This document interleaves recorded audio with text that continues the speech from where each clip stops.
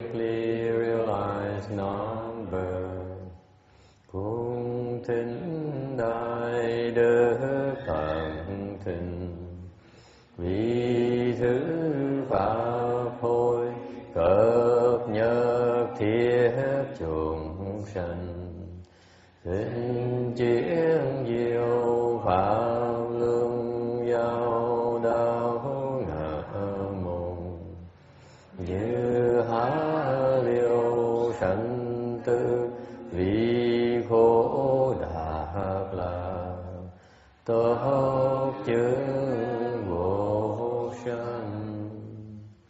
Homage to the blessed, noble, and perfectly enlightened one.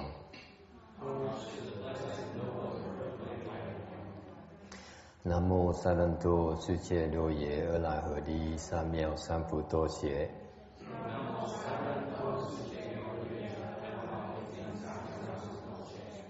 Nam mô Tát Đát Tha Tô Ya Dạ Ra Ha Ra Ha Đế Tam Miệu Tam Bộ Đà Tọa.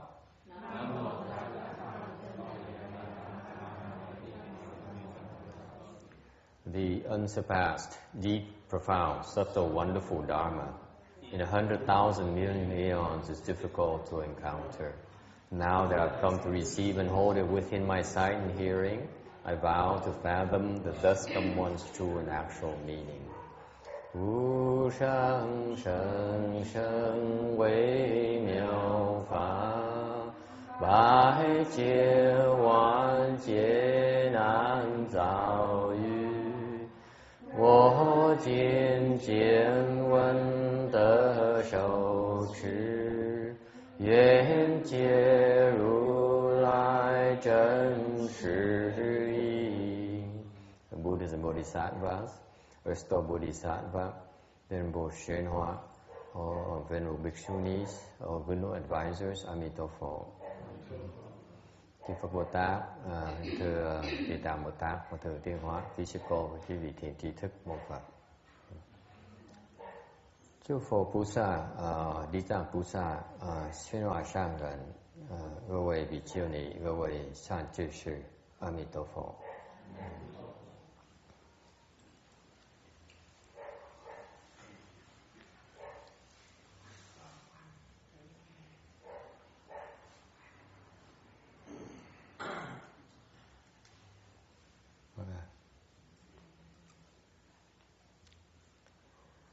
We are continuing with slide number 2 of the Amitabha Sutra.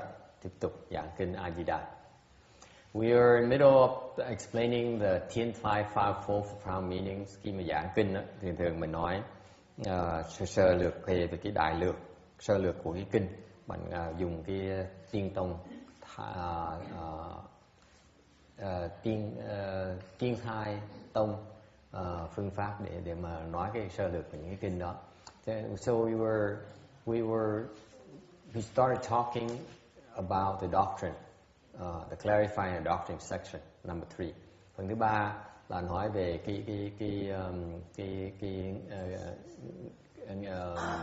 what's doctrine in Vietnamese, cái giáo lý của kinh là gì? Cái này the Pureland Dharma door is an expedient Dharma door that enables us to get to our final destination quicker. So it's a faster track. Yeah. So we need to pop to presentation mode. Full screen. Thank you.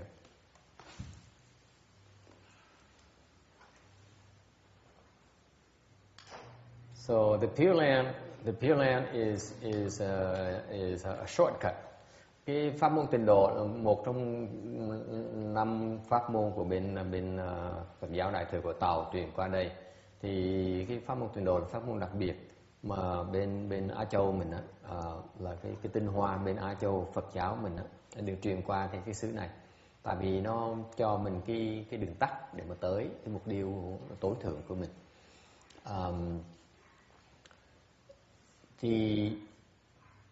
The sutra here explained the principles required of the Pureland Dharma door. Những cái giáo lý bên pháp cái tông tịnh độ là gì? Cái tông tịnh độ có cần ba cái điều kiện. So the Pureland Dharma door has three requisites. Okay, faith, vow, and reciting the Buddha's name.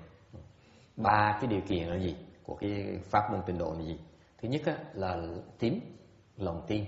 Thứ nhì là lập nguyện. Thứ ba là niệm Phật. Alright. So let's go over what those three things are. Những cái ba mình nói sơ qua về ba cái điều kiện đó, ba cái thành phần đó. First of all is faith. Nhất là lòng tin. Sin. Faith is listed first because it's the mother of all merit and virtue. Trong việc tu hành cái điều kiện quan trọng đầu tiên hết mà phải có là cái lòng tin, cái tín. Okay. Because nó là lòng tin, tại vì cái lòng tin là mẹ đẻ của tất cả những cái công đức mà mình có thể tu. Okay. Without faith, you will not be able to believe this Dharma door and make a vow. Make the next step, making a vow to be reborn to the Western Bliss Pureland. Tại vì nếu không có lòng tin thì mình sẽ không chịu bước qua cái ngưỡng cửa của cái pháp môn này và mình để làm lập cái nguyện để mà vãng sanh, tề phương kịch lại. Okay. Faith has several components. Cái phần tín nó có nhiều cái thành phần khác nhau. First of all, you should have faith in yourself. Thứ nhất là tự tin. Why have faith in yourself? You should have faith that you can be reborn there. Phải có lòng tin rằng mình có thể vãng sanh được. Ai cũng có thể vãng sanh được. Okay. And you can go there even though the nature of the rebirth in the Pureland Dharma door is that you can bring along your karma and be reborn. Cái pháp môn tịnh độ nó hay ở chỗ là mình có thể đem cái nghiệp của mình đi vãng sanh. Tai ye vãng sanh. That's what bring along the karma to be reborn. Tai ye vãng sanh. Cái phần này quan trọng tại vì sao? Tại vì nó nói rằng what does it mean bring along karma, carry your karma to be reborn? Anyone has any idea? Cái gì khi mình nghe nói cái câu mà gọi là đem cái nghiệp đi vãng sanh có nghĩa là sao? It means that you are not enlightened yet. Có nghĩa là mình chưa giác ngộ mà mình đi vãng sanh. Okay, thành ra mình chưa giác ngộ kịp, thành mình đem mấy cái nghiệp của mình để mà vãng sanh. In other words, you're not enlightened yet. Therefore, you carry all your karmic retribution, all your karmas along with you to the Pure Land for rebirth. Okay. Yes. But it doesn't manifest there, does it? Or does it? The karmas? The karma that goes with you. Yeah, the karma you basically get suspended. Right. They get suspended temporarily until you exit the Pure Land. Yeah, right. Thì khi mà đem nghiệp qua, It might be a lot easier to deal with when you're at a higher level later on. well, you are shielded from a large group of karmas, of obstructions during your cultivation of the Pure Land. Tại sao mà cái đem cái nghiệp qua vãng sanh nó lợi chỗ nào? Lợi ở chỗ là mình đem số nghiệp qua tịnh độ thì mình mấy cái nghiệp đó nó được ngưng trệ, tạm thời ngưng trệ cho đến khi mà mình rời khỏi tịnh độ thì nó bắt đầu nó tái phát lại.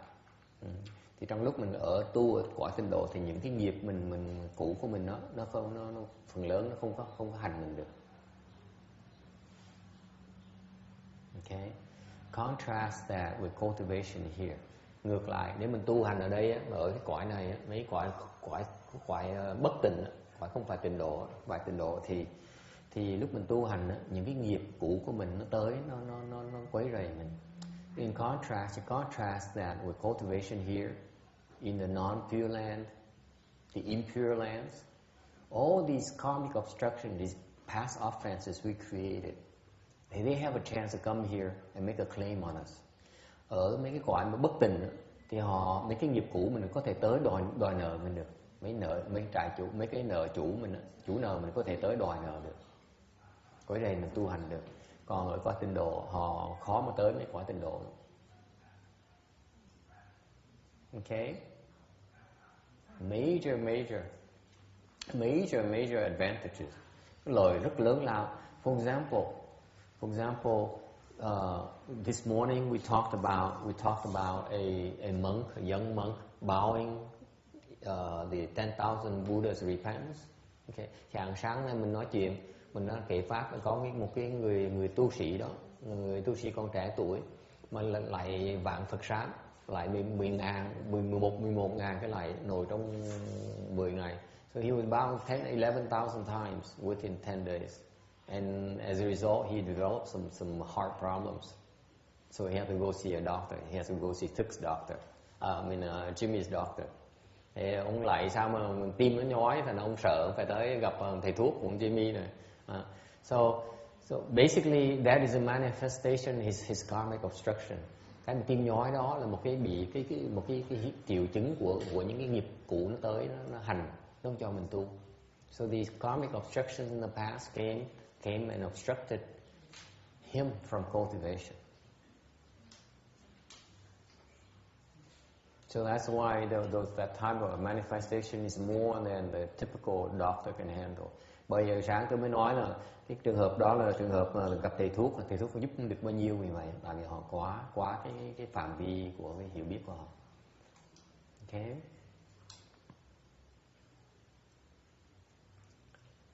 Questions? Thầy cho con hỏi, như thầy nói khi mà còn cái nghiệp để mà mang về tịnh độ mình được vãng sanh á, thì về đó mình tu rồi là cái nghiệp đó nó có hết.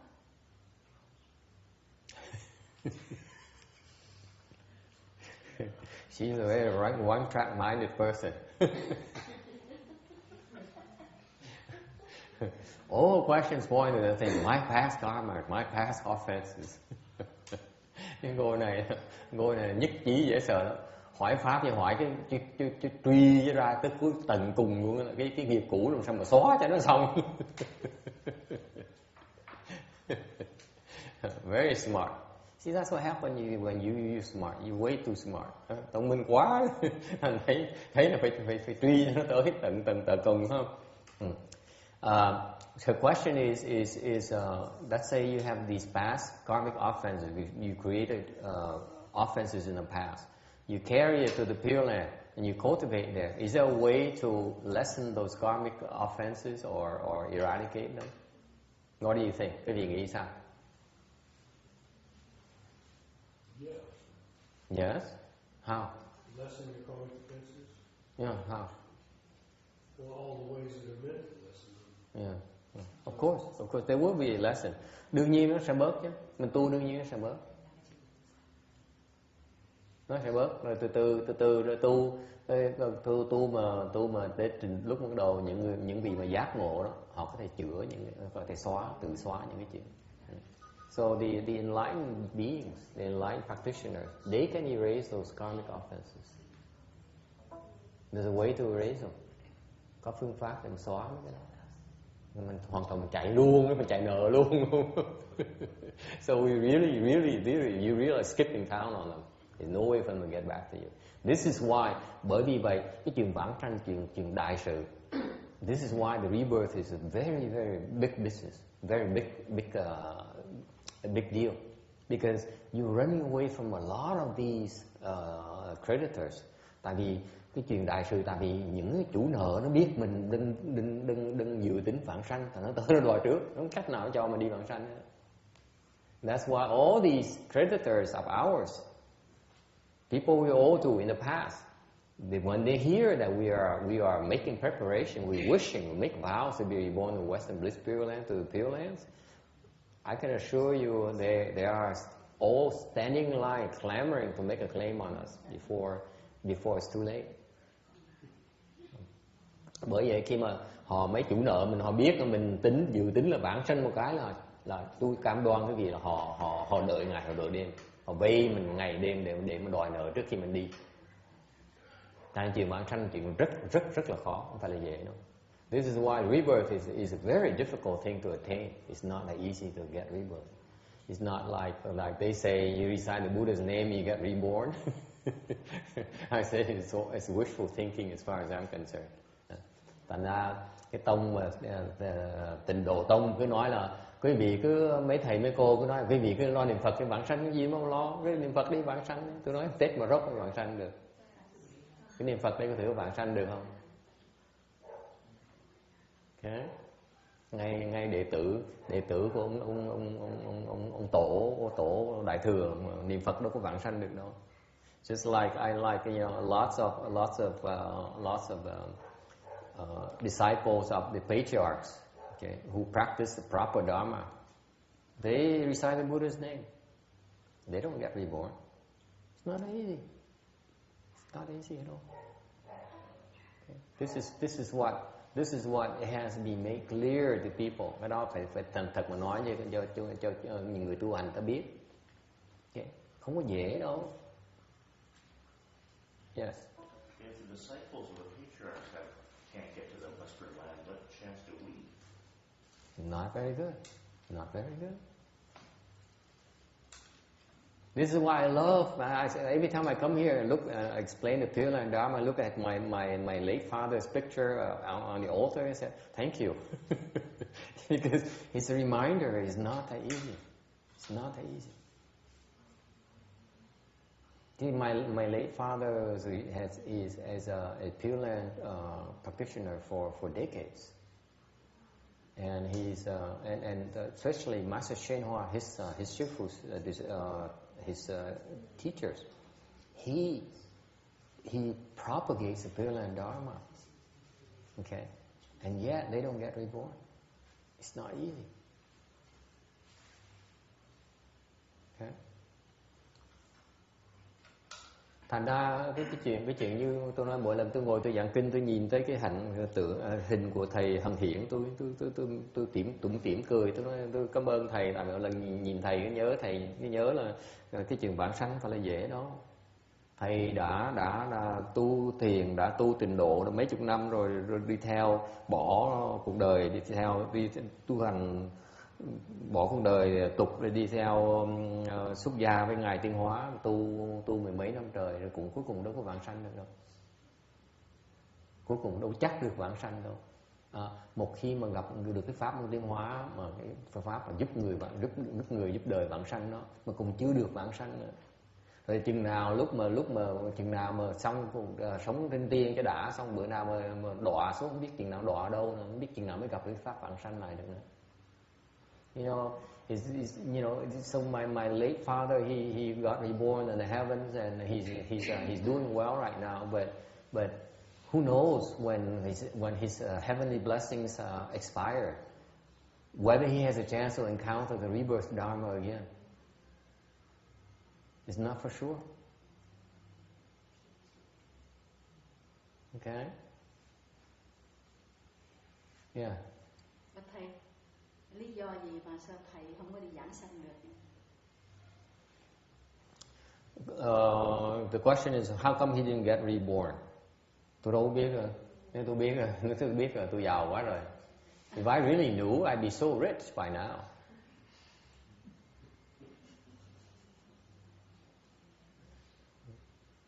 Nghiệp chướng nặng lắm. Nghiệp chướng quá nặng. Karmic obstruction is way too heavy. Way too heavy. You may be practicing You may be a good cultivator, but by the time you die, all this karmic obstruction. You remember what I said earlier? You know, when those creditors know you want to go for rebirth? Oh boy, are they give it their all to make sure they collect? Tại vì cái nghiệp chướng, hồi nãy tôi nói không phải là mình tu không, vấn đề mình phải hiểu biết từ lượng sức nữa, là mình tu là một chuyện, nhưng lúc mình chết qua đời á, là cái nghiệp chướng mình á, những cái người chủ nợ mình tới, nó biết mình muốn trốn nợ, nó chạy tới nó đòi ngày đòi đêm, đòi kinh hoàng, chịu đó. Thành ra cái nghiệp chướng của thầy nặng quá đấy, thành ra mà nghiệp chướng nặng như vậy mà không được gỡ. So what happened is his karmic obstructions are very heavy, and yet he did not get the proper help. Nghiệp chướng nặng mà không được gỡ, thành ra không cách nào mà thoát được.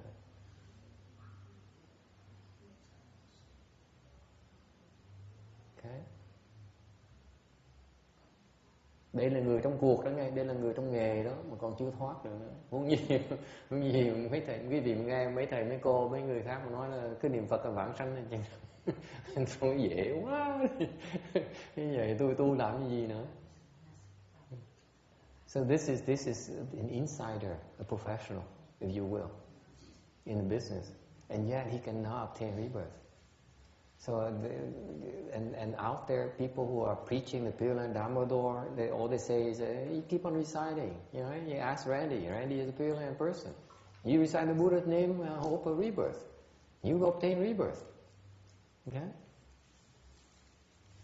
It sounds so simple. It sounds so easy. And to me, it's nonsense. It's not Mahayana. Đối với tôi cái đó đâu phải là đại thừa đâu. Nó dễ quá đi. Không cần tu vậy, niệm Phật sơ thơ đi chơi xong bữa nào mình vãng sanh vậy.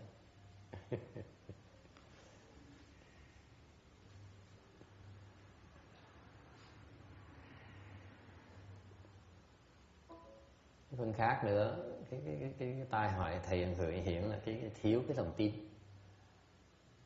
And the other thing that's very, very, very critical in my late father's problem is that his faith is not deep enough. Lòng tin không đủ sâu. Chưa hoàn toàn tin.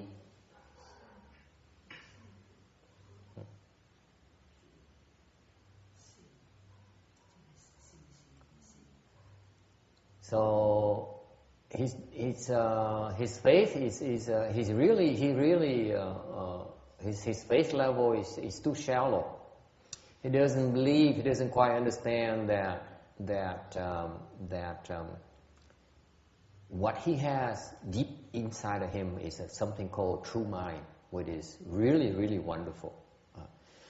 Không biết rằng ở một cái trình độ rất là sâu xa là cái mỗi người mình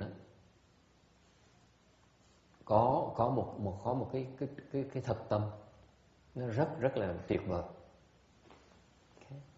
Cái tâm mà mình có ở đây không phải cái tâm mà mình dùng để suy nghĩ đâu, hoặc cái tâm để mà mình phán xét đâu, hoặc là tâm để mà mình nhận ra nhận thức ra những cái sự kiện ở ngoài đâu. This is not the conscious mind that we use to do our reasoning. It's not the same conscious mind that does perform recognition for us.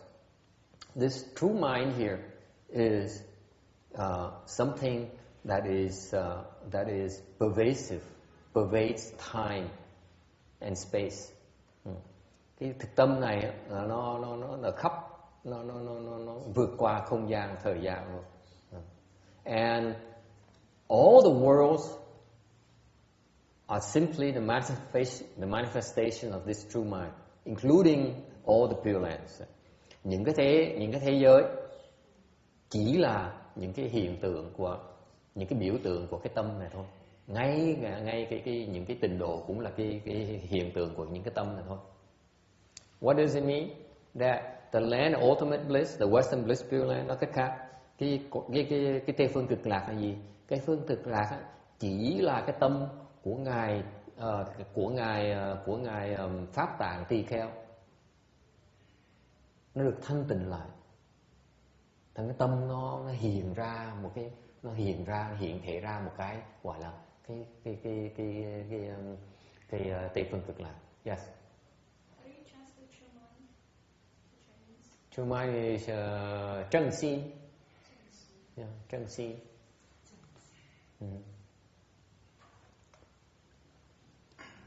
So this true mind here, is in fact it's manifesting, has wonderful manifestations, including the Western Bliss Pureland. The Western Bliss Pureland is a manifestation of the ultimate purification of this bhikshu named Dharma Treasury Bhikshu. That's all it is.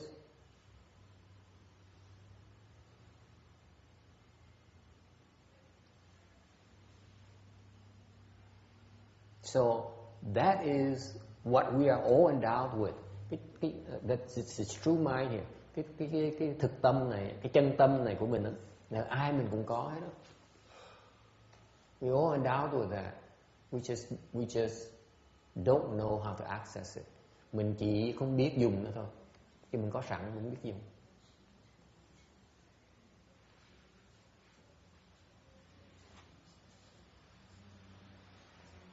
And that's because of the lack of, because of our confusion, vì cái tâm mình nó bị mê muội, thành ra mình không biết mình có được cái của báu, mình cái mình á, cái thực tâm của mình á, nó rất là tuyệt vời. Because of our confusion, we don't realize that we have a treasure within ourselves. You don't have to go outside, không cần đi ra đâu khác hết á. Là trong ngay cái thực tâm mình á, là có một cái kho tàng ở trong. Không cần ra ngoài. You don't need to go outside to seek for treasures. The treasure within us, each and every one of us. And since we can't find it, that's why we should have faith. Vì mình không biết được, mình không thấy được nó, thành mình phải dùng cái phương tiện là mình phát khởi cái lòng tin. Mình tin gì? Mình tin về mình tin rằng là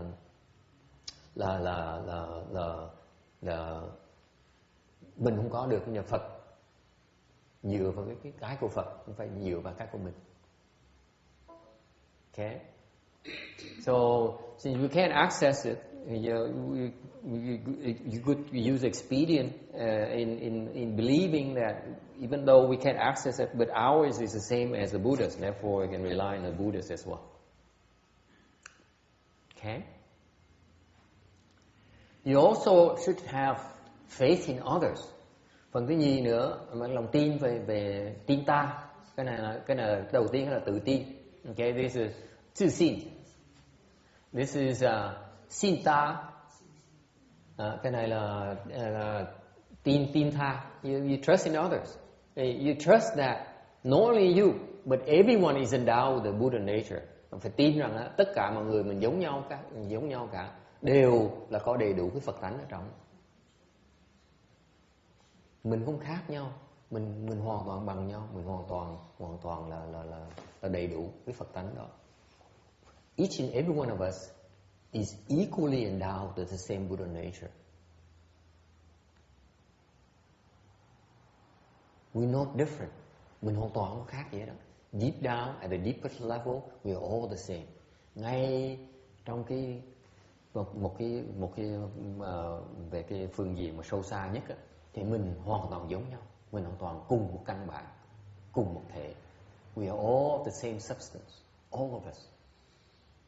All living beings are the same substance. Okay. Tất cả chúng sanh cùng một thể tất cả. Substance is tea. Substance is tea, right?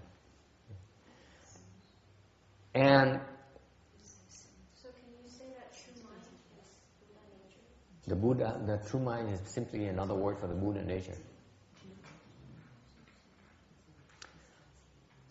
Also, you should also have faith in the fact that, phải có lòng tin nữa là gì? Tin là Phật Thích Ca Mâu Ni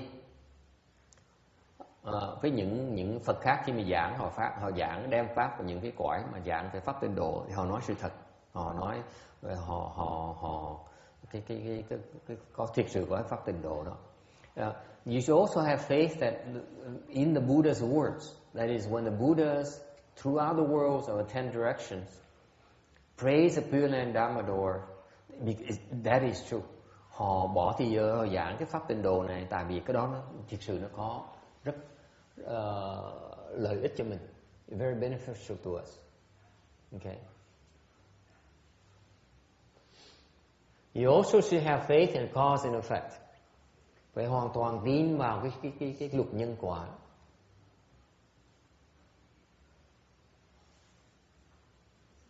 Everything in this universe is ruled, is governed by that law. Tất cả những cái hiện tượng trong cái pháp giới này là đều dưới cái sự thích và đều không quá khỏi cái luật cái nhân quả. Okay. You should believe that for you today to hear about this Pureland Dharma door, this particular Mahayana Pureland Dharma door here. Phải tin rằng ngày hôm nay mà quý vị có cơ hội mà nghe nói về cái pháp tịnh độ đại thừa ngày hôm nay đó là tại vì quý vị đã từng trồng qua rất nhiều lần phước với cái phước điền này.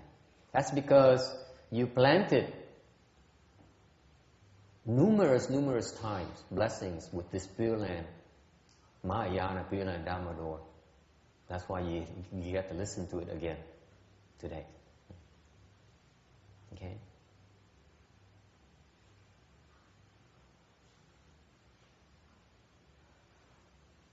And you should believe that the Buddha's name, reciting the Buddha's name, is planting the causes for rebirth. Phải lòng tin nữa là cái nhân mà khi mình niệm Phật á, cái nhân của niệm Phật á, là tạo cái quả để vãng sanh.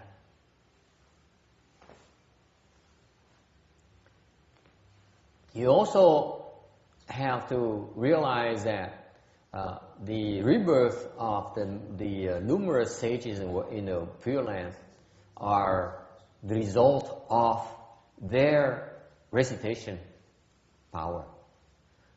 Phải lòng tin nữa, cái quả tịnh độ đó rất có nhiều thánh nhân sống ở đó.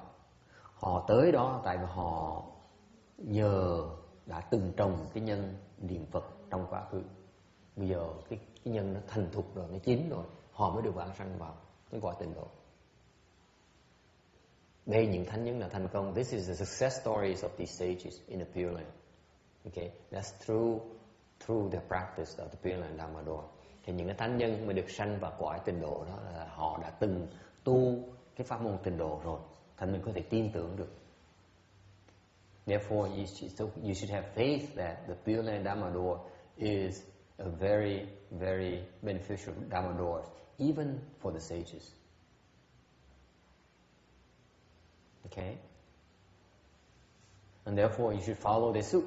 Vì vậy, mình kẻ phàm phu thì mình noi gương những thánh nhân, mình theo đường họ thì mình an toàn, được an toàn. Questions?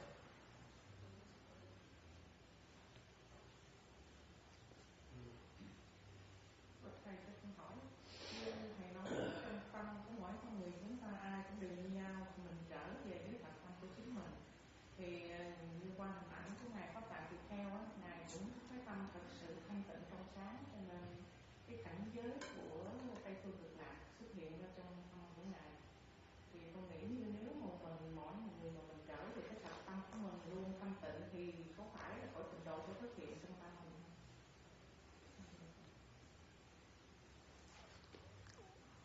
She's asking that since the Western Pureland is a manifestation of the utmost purification and adornment of the Dharma treasury bhikshu, then since we are all endowed with that true mind, if we purify this defiled mind of ours, and we obtain our pure mind, then is that the Pure Land? What do you think? It reminds me of a question that a disciple asked Master disciple asked Master Shenmao, "What is this Pure Land? Is this something just in my mind, or is it a real place?" And he answered, "Both."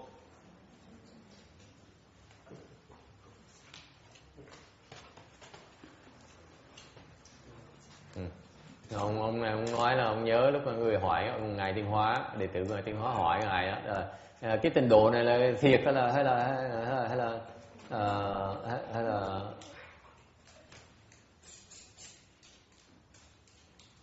là cái tâm của tôi gọi là thiệt không, hay là của cái chỗ nào khác, thì chỉ là cái tâm của tôi thôi. Ông Tiên Hóa nói cả hai luôn.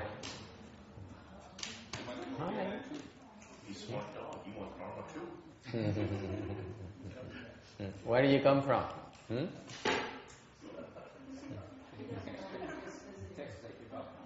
That's all right. That's all right. Yeah. Được, kệ tự nhiên. Okay.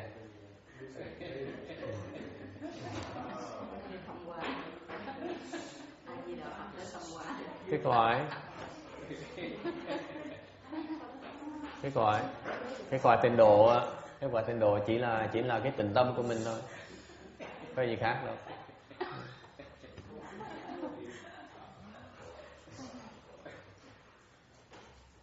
The Pure Land is simply your pure mind.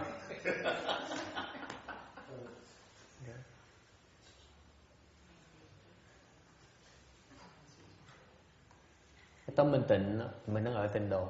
When your mind is pure, you're at the Pure Land. When your mind is impure, you are at the impure land. Khi tâm mình nó không thanh tịnh thì mình đang ở chỗ bất tịnh.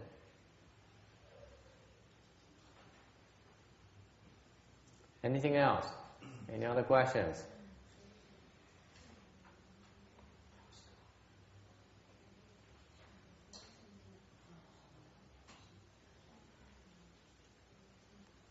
Okay. So what you're saying is all we have to do is have a pure mind, and we're at the Pure Land. Yes. The Pure Land is no different than the Pure Land is simply a manifestation of your pure man or your pure mind.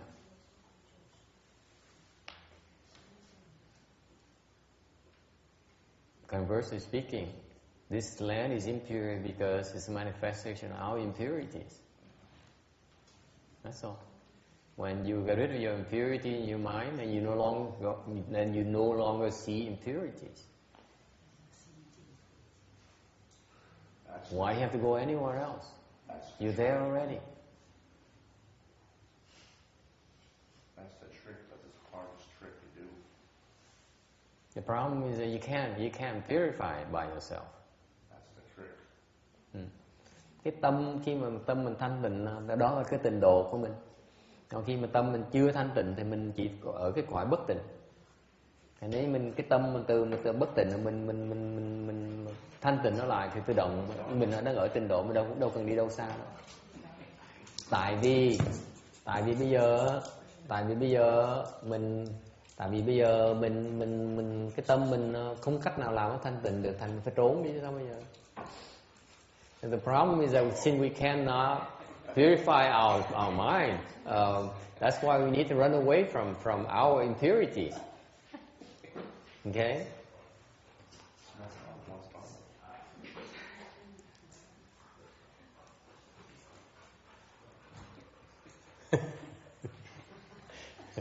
The internet folks don't know that we have a guest dog here. The lecturers seem to draw a lot of animals. Lý do nào biết là lý do mình mỗi lần giảng kinh có mấy thú nó tới.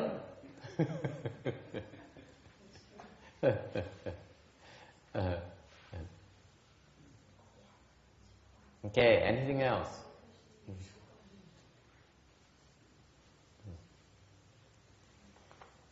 Slide number 5. Have faith in the nomina or the principles. Tin vào cái giáo lý, có cái lý ở trong á, cái giáo lý ở trong á, that you can obtain rebirth through through the help of Amitabha's Buddha's vow powers. Mình có thể tin rằng á là mình vãng sanh được là tại mình nhờ dựa vào cái nguyện lực của ngài A Di Đà Phật. Okay.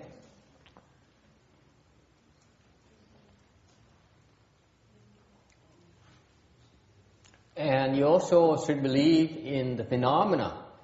Tin vào cái sự. Nomina is lý. Phenomena is sự, lý sự. Sự chỉnh cái sự. Cái sự, cái nomina là tin vào cái lý, và ngược lại mình tin vào cái sự nữa. Cái sự là gì? Sự là sự thật là có cái một chỗ, cái cõi tên là cõi tịnh độ, thiệt sự tên Tây phương cực lạc. There is a real thing, a real Pureland called Western Bliss Pureland. It's real, it's there. It's a physical world. Có một cái thế giới đàng hoàng riêng của nó, gọi tên là Tây phương cực lạc. Okay, ở phía Tây. Okay. Mình có thể tin được như vậy. Mình có thể nên tin rằng là lý do mà mình được nghe cái pháp này. We also should believe that the reason we hear about this Pureland Dharma door here and Amitabha Buddha is because he has tremendous affinity with us.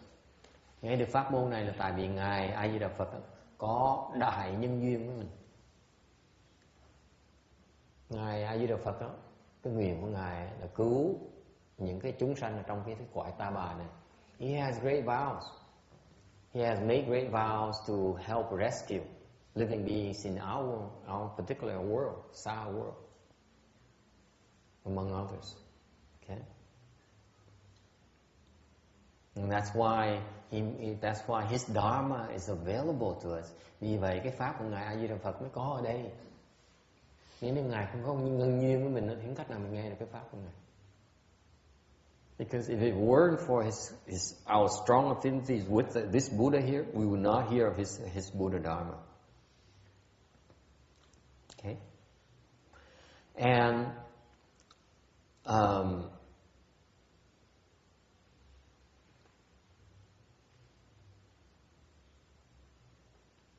you should believe that in principle we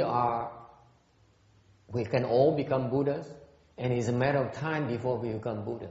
Chuyện mình có thể tin tưởng được nữa là trên lý thuyết ấy, cái lý của nó là mình tất cả đều có thể thành Phật được hết.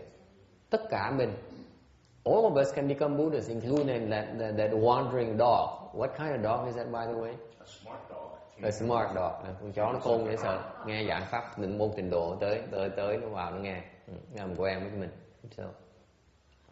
So even all living beings are capable of becoming Buddhas. Tất cả chúng sanh đều có thể thành Phật hết. Tất cả của mình đều có thể thành Phật nữa. Okay, and mình sẽ thành Phật, and we all will become Buddhas. All of us will become Buddhas. It's a matter of time. Nó vấn đề thời gian thôi. Okay, whether you believe in it or not doesn't matter. Cái việc tin là có thể thành Phật hay không thành Phật cũng không quan trọng nữa. Trước sau cũng sẽ thành Phật. Eventually we will all become Buddhas. That's a surety? Yes. Even doing bad karma after Absolutely. lifetime after lifetime. Especially when you do bad karmas. Ông hỏi vậy chắc chắn là ngay khi mình làm chuyện ác tại trời cũng là thành Phật hả? Nhất là mình làm chuyện tại trời mình sẽ thành Phật. It takes a bit longer, that's all. Mấy làm chuyện tại trời nó lâu hơn tí xíu. Like gazillions of helpers before it happens. Lâu hơn chừng nào? Lâu hơn khoảng chừng nó lâu hơn vài cổ mới thành Phật được. Nhưng trước sau mình cũng thành Phật. Không chạy đâu được hết. Why is that? What proof do I have? Sao tôi có bằng cớ nào? Ông Đề Bà Đạt Đa đó, Đề Bà Đạt Đa đó, ông đại ác, vẫn thành Phật. sẽ thành Phật. What proof do I have? Devadatta is written in the scriptures. Devadatta, the Shakyamuni Buddha's arch enemy. Now he's languishing in the hells. Hiện bây giờ ông Devadatta đang ở dưới địa ngục đó. Okay. He's going to be there for a long, long time. Ông sẽ xuống địa ngục á, đang đọa địa ngục trong thời gian rất, rất là lâu. Nhưng điều Phật nói trước, but then Shakyamuni Buddha even said it himself. He said, ông này trong tương lai sẽ thành Phật, tên là này nọ. He's going to become a Buddha. He made a prediction already. Phật Thích Ca Mâu Ni đã thọ ký cho ngài Devadatta rồi. Trong tương lai sẽ thành Phật. Quả phước độ này là có tên, có Phật, có danh hiệu, có đầy đủ hết rồi. Okay. Vấn đề thời gian thôi, it's a matter of time. That you can believe in. Chắc chắn là sẽ tới thành Phật. Yeah. Cái gì đó mà lo. Vui chơi. This is what I like about the Pureland Dharma door. Cái này mình tôi thích cái pháp môn tịnh độ cho đó. Mình vui chơi tội gì mà why worry about it? We all become Buddhas. Đúng không? Pháp môn tịnh độ nó hay vậy đó. Thiền quá, quý vị phải ngồi tréo chân cho nó mỏi. Tôi làm lễ dễ hơn nhiều. See, this morning the nuns were complaining to me about, why don't you teach us about chant or cross your legs, something difficult or advanced or something. You've been forcing us to do ceremonies in Chinese for that matter. Yeah. And, their Vietnamese ceremony skills are extremely, extremely, extremely high. They're very good. Okay. But somehow they came here to receive training, and what are they learning? They're not learning anything about chant or meditation or anything like that. They're learning how to do ceremonies. Because this is a Pureland Dharma door. We're not doing chant. Mình đang tu tịnh độ, mình đâu phải tu thiền, nó mới đòi giải thiên. Tịnh độ phải làm lễ. So my excuse is that this is Pureland Dharma door. So we do ceremonies in Pureland. We don't do chant. Chant is too advanced. Thiền nó khó lắm. Okay. Cái tịnh độ nó nhẹ nhàng, nó vui, nó nhẹ nhàng, nó không nó uyển chuyển của người ta. The Pureland Dharma door is very easy going. It's very flexible, very malleable. Okay. It makes it more fun to me because it accommodates.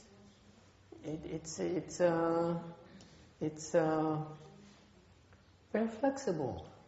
Thì cái tịnh độ nó hay đó, nó uyển chuyển. Làm lễ cũng được, không làm lễ cũng được, thiền cũng được, không thiền cũng được. Không chấp gì hết.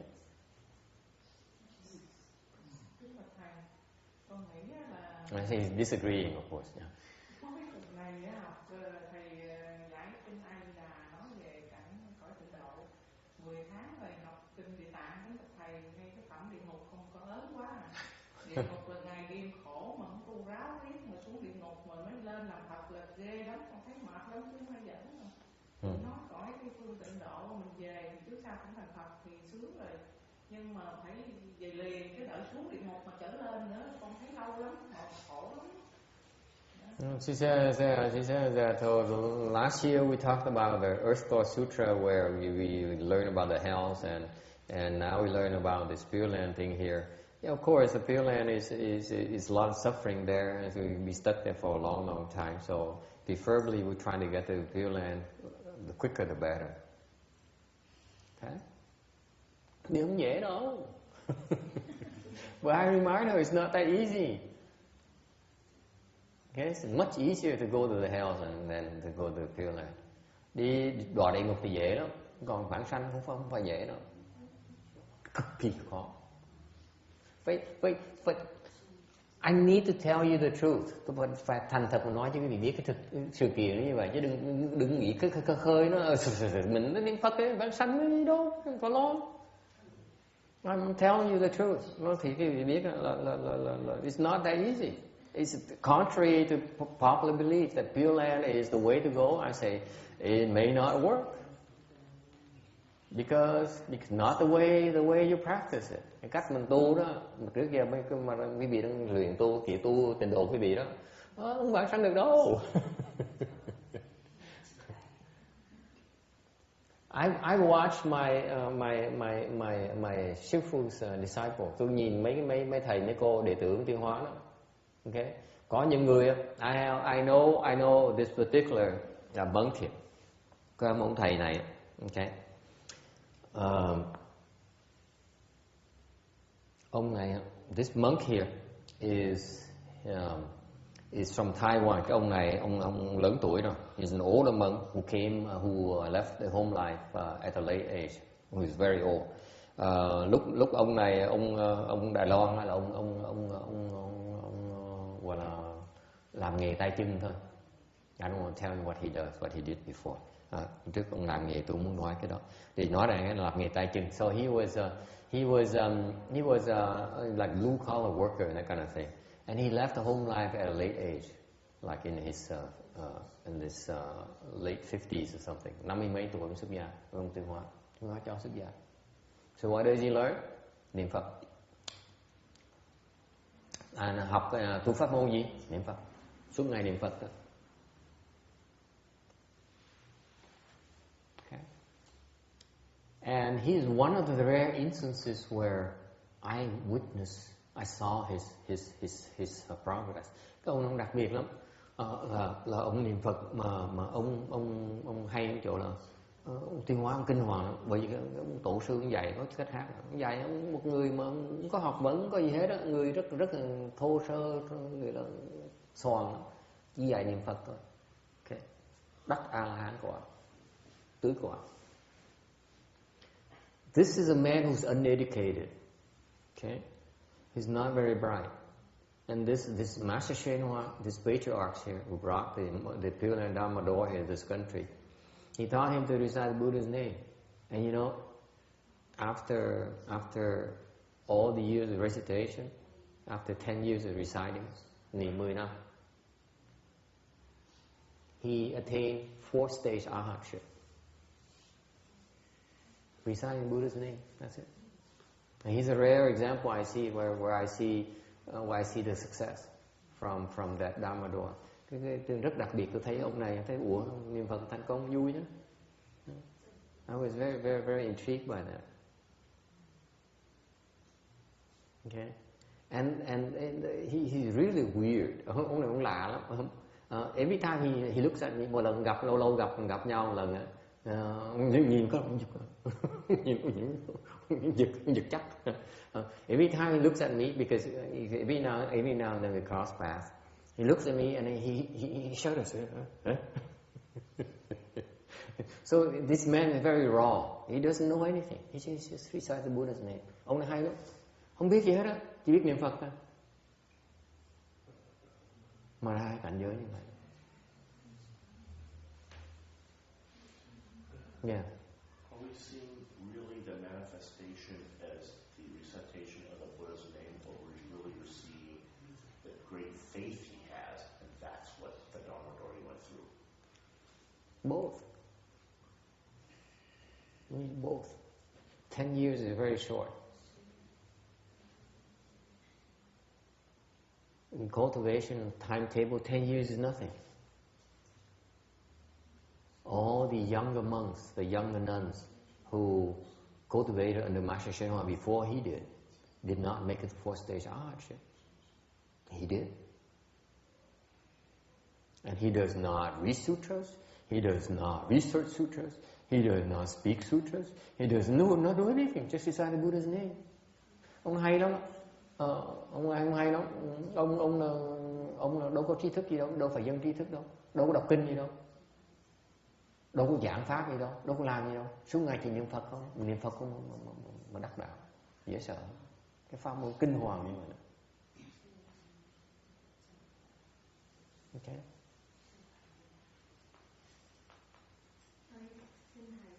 Có thể ông này ông có niềm tin, ông có tin, ông có tâm, ông không chịu Phật thành ra Phật độ, ông mới thành công. Đương nhiên rồi, đương nhiên. Không phải ông Phật độ, ông không có gì đâu. What happened? Fruitful now. See, all these things happen when we talk about Pureland Dharma door. Không có những cái hiện tượng nó lạ với sợ đó. Đồ nó rớt tùm lum tùm la hết á. Bữa nào sẽ động đất chứ coi. Pretty soon we have an earthquake. I'm making a prediction. Now a fruit just fell off. Một trái lê nó rớt xuống. As long as it wasn't the screen. Yeah, as long as the screen we say. Đương nhiên có lòng tin nhé. Bác nói đúng. Cái lòng tin mà nó thâm sâu á, Phật Bồ Tát độ mới được. Chứ còn lòng tin cứ lưng chừng tôi tin tại lời cho tôi rồi chừng nào còn lời tôi còn tin, còn không lời thôi mình kiếm đường khác đi nó chắc ăn hơn. What she said is very, very, very, very good in Vietnamese. She said maybe his success is based on his deep faith. I said, of course, it has to be based on deep faith. Because without the deep faith, you cannot be helped. The typical cultivator, let me tell you, they come along and say, you sound good so far. So far sounds good. So I believe you because it's beneficial for me to believe in you right now.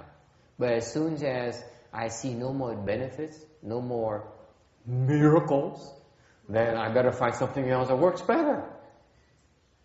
You know what happens? You will be helped to that extent only.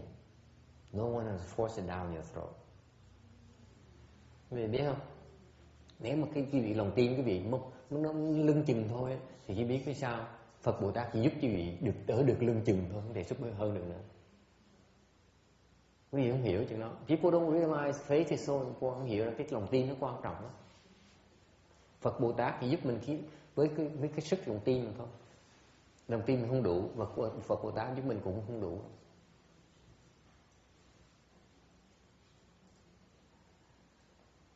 Okay.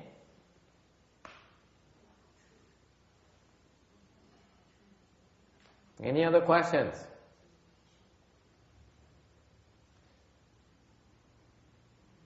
Okay. Yes. Danny is asking. Where is Danny? In the back. Oh, he's in the back row. Okay. Yes, Danny boy.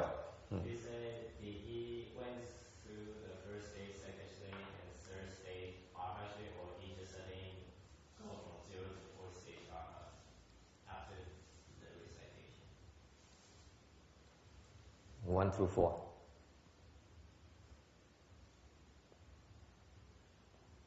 Câu hỏi là ông tăng đó ông đi từ sơ quả, nhị quả, tam quả, tứ quả, hay là ông đi thẳng từ 0 cho tới tứ quả? Tôi nói đi qua từng bước. The Buddha recitation Dharma is not sudden. It's gradual. Cái niệm Phật đó, nó tăng trưởng từ từ, nó không bung một cái đâu.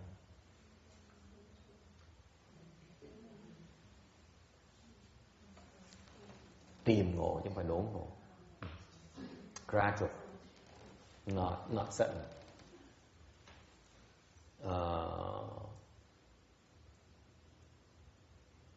Tuân Wu is sudden enlightenment, and what's gradual? Chien Wu, something like that. Okay. Anything else? Thì ra cái niệm Phật nó lo người duy nhất trong mà tôi thấy được mà họ có cái kết quả nó lai, chứ còn phần lớn người ta niệm Phật đâu có kết quả gì đâu. So I see a lot of people reciting Buddha's name and they don't have the kind of results this monk has. So he's a rarity to me, an oddity to me. Đặc biệt Tiêu Hóa hay, chọn người hay vậy. So I really admire Master Hsuan Hoa. He picked out a guy who's just ordinary, plain vanilla, kind of mediocre kind of guy, and yet he can cultivate. Hay dễ sợ.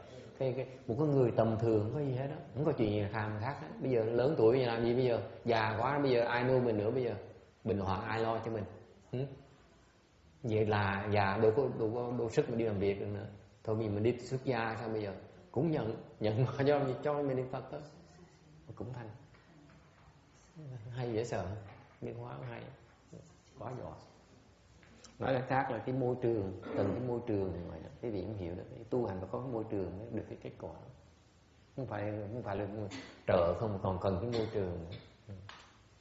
So not only because he received the help and the timing is right, but he also has a proper environment. because he does nothing. He has nothing to worry about except reciting Buddha's name.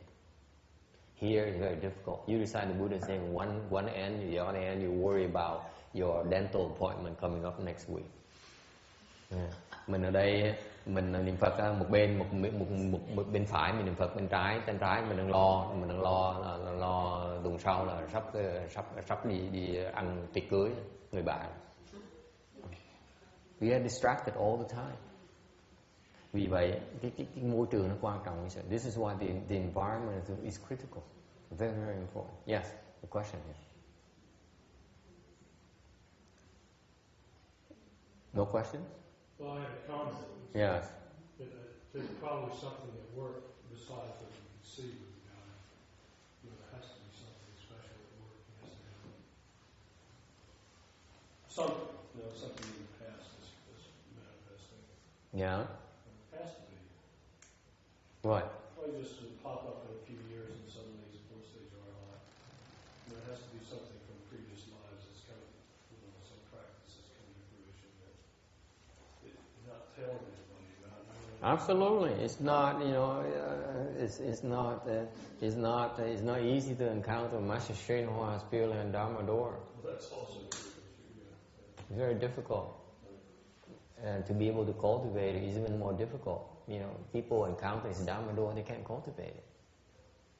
Ông nói là ông nghĩ là chuyện cũng dễ như vậy. Ông nghĩ là ông này bụng nhiên tu một thời gian một thành đắc quả đắc đạo này nọ là cái chuyện phi thường.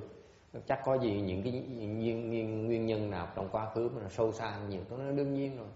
Chuyện thứ nhất phải nhớ rằng gặp được cái pháp trình độ của ngài Tiến Hóa không phải là dễ, nó rất là khó, cực kỳ khó.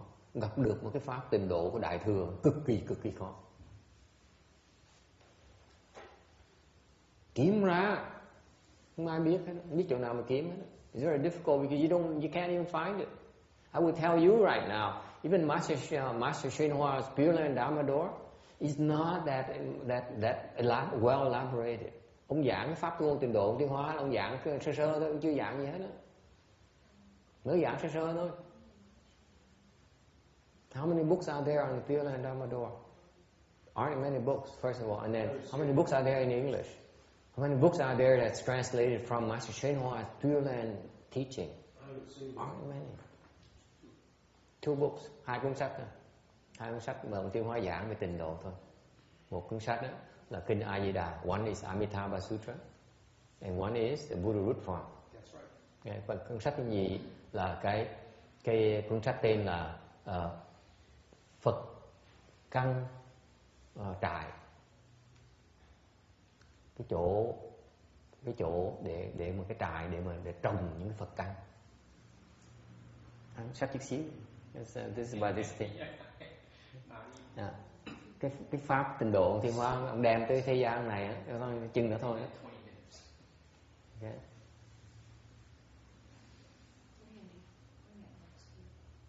Yeah. Yes. So Pureland is more is gradual and also it needs a lot of faith, deep faith. Yes.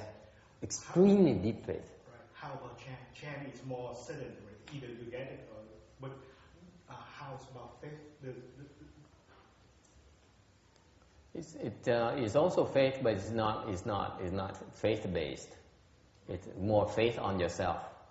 Whereas Pureland is faith on a lot of things. Okay, the chant is like, I have faith in myself. I can make it. I'm better than you. Okay, I'm better than any of you. So I'm going to save myself first. I don't care about you. And you need to have that deep faith for you to investigate chant. Otherwise, you won't make it. The deep faith on yourself, because self-faith, yes. There's a little bit of difference. To do chant, you need the faith on yourself. Yes, yeah. But the Pureland is more faith on others, because basically you believe in the faith that on someone who is more powerful than called Amitabha Buddha is going to pull you to the Pureland that being there is so powerful that he creates an ideal environment for cultivation for you, much better than where we are here today. You have that kind of faith and you say, okay, in that case, let me go there because that's much better for me. I have much better shot there. Okay. Hỏi là cái thiền với cái tịnh độ nó khác nhau như nào? Thiền là nó đốn ngộ, còn cái tịnh độ thì nó tìm ngộ, từ từ tới. Cái chuyện quan trọng cái khác cái lòng tin chỗ nào? Tin bên thiền là tự tin, còn bên tịnh độ phần chính của tịnh độ là tha tin. Có nghĩa là sao? Bên thiền mình tin rằng mình đủ sức, mình thừa sức, mình đủ sức để mình giác ngộ, mình đủ sức để mình tu. Mà hoàn toàn mình có cái sự tin tưởng rất sâu xa về cái chuyện đó. Còn bên tịnh độ mình tin rằng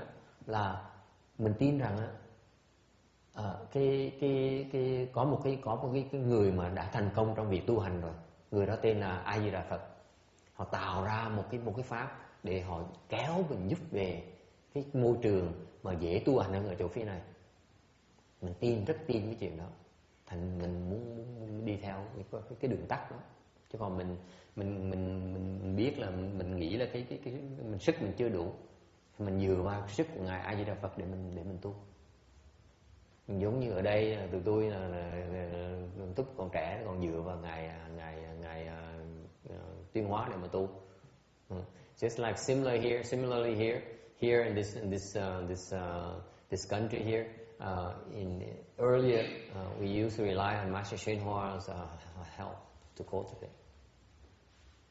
Now we are now, bây giờ hết rồi, bây giờ phải tự túc này. Thì bây giờ mình đi tịnh độ. So before we believe in Master Shen Hua, now we believe in Amitabha. Lúc trước tin ngài Tiến Hóa, bây giờ mình tin ngài A Di Đà. Không có mất mát gì hết. Yes. So for the Chan practitioner, if that person want to do both, they might have problem with the faith because they have to. No, not necessarily. Not necessarily. That person need to reconcile the two types of faith. No, not really. One does not obstruct the other. So you're still thinking this is what this area is. I sort of convenient and I skipped over because it's too complicated. Basically it's not mutually obstructive. You believe in yourself does not mean you cannot believe in others. Remember, others and self are one and the same. Ultimately, we are all one and the same.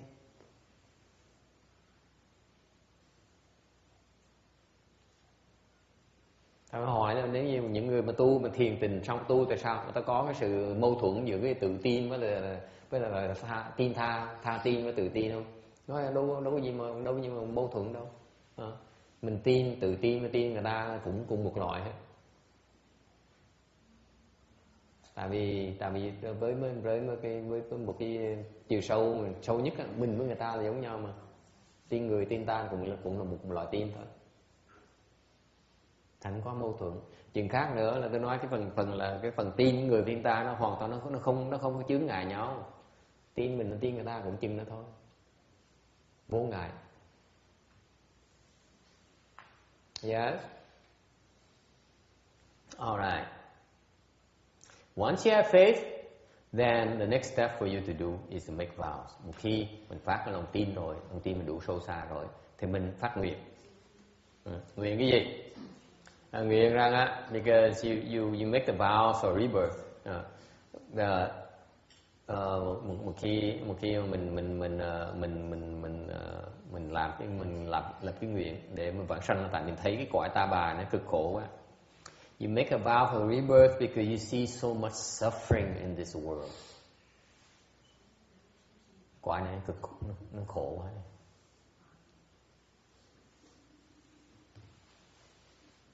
Tham gì ở đây? Đam mê gì ở đây? Có gì sung sướng đâu mình tham mê. So what's so great about here? That you need to make you so attached. That's why we prefer to make a vow and say, okay, there's a much better place where there's no more suffering. There's no suffering whatsoever. Cái chỗ đây ở toàn cái cõi khổ. Cuộc sống mỗi ngày của mình là khổ sở nhiều hơn hồi xưa. For the majority of us, our daily life has more suffering than bliss.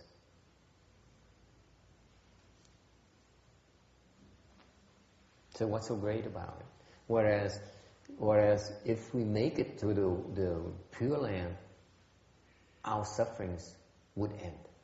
Mà khi mình vãng sanh một cái, tất cả cái khổ mình nó biến mất, hết khổ.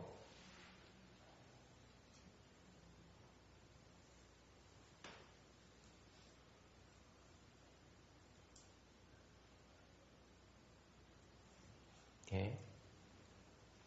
So this is what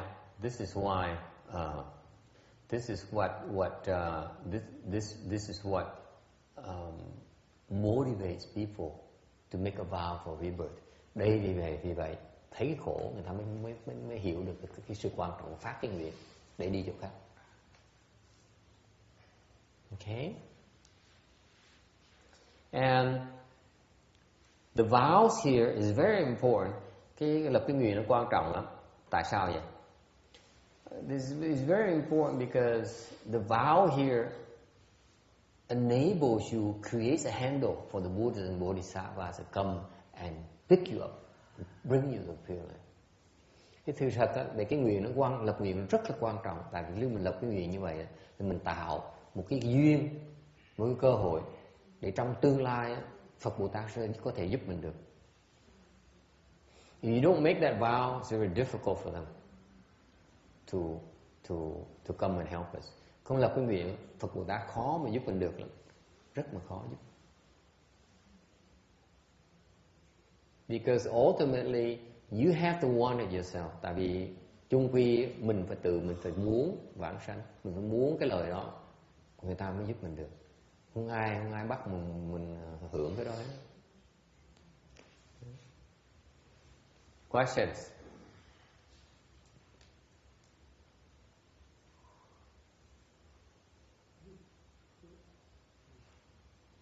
At a deeper level, you make vows, you make vast vows.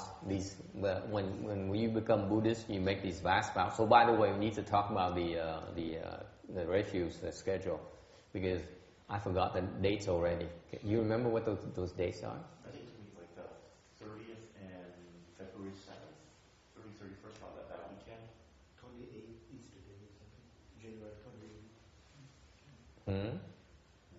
I know that's the end of January because we don't want to have to do the 1 week before the New Year. Excuse me, I'm on 6.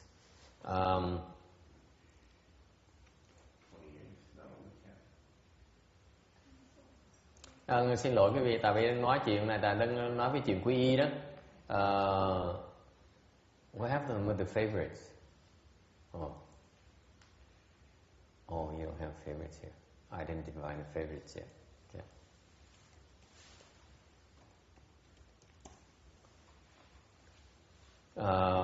Phải nói về cái lễ quy y. Tại vì ông này ông yêu cầu mình làm cái ngày mà ông có thể tới tham dự được. Để ông quy để mà mới thọ ngũ giới. Có như John here, what are we talking, January or February? January? In January. Yeah, January 28th. Which one is that? 24th or 31st, right? 31st. Okay. Ông đề nghị như vậy này, ông xin là mình làm cái lễ not 31st. Can't be 31st. Sunday. Either the 17th or the 24th, something like that. Huh? So you're 24th or 31st? No, 31st, because 17th, 21st, I'm gone.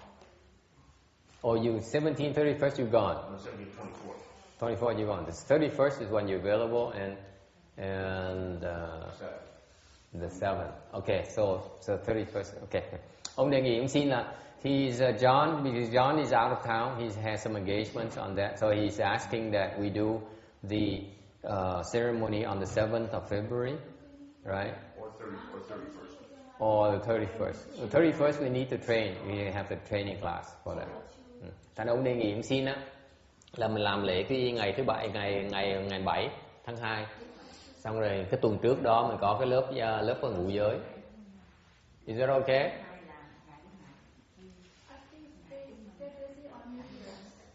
On what? No, on the 7th. Chinese New Year is not until the following week, the 7th, the 14th. 14 á, 14 mới là Tết.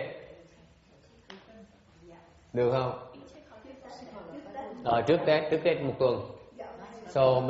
So we have the refuge ceremony a week before on the 7th of February.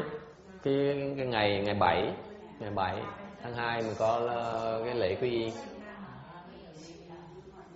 And then on the 31st of January, during lunch there, between 12 and 1 o'clock, we have our precept class.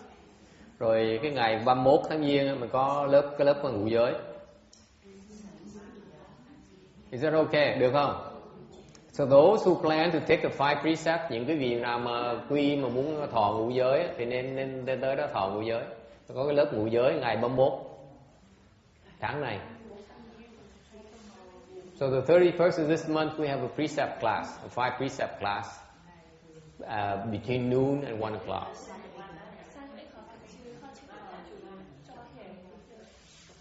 Any problems with that? Yeah, no.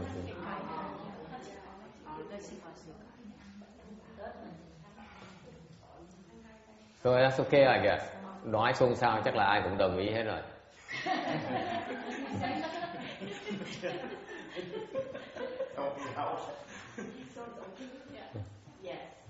Yes. Okay. So that's fixed then. February 7th is when we have our refuge ceremony. Okay. Cái lễ quy y lúc mấy giờ ha? Từ làm mấy giờ ha? So what time you typically do? 8 in the morning? So the refuge ceremony would be like 7 in the morning. Is that a problem? Ngày quy y với ngũ giới đó, ngày mùng 7 lúc 7 giờ sáng được không? Và 8 giờ mình có giờ tu thì thường lễ của mình đâu có làm 8 giờ, phải làm 1 giờ sớm hơn. 7 giờ sáng. Okay. So 7 to 8 we have a refuge ceremony and 5 precepts on the 7th of February.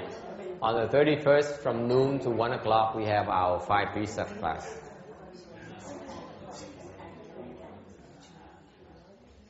Attend what? Oh, they're not going to attend. It doesn't matter. You don't attend, they don't attend. It's all right. Yeah. On the 7th? Who can't make it? Kim can't make it? Okay, then we have to move it to the 31st.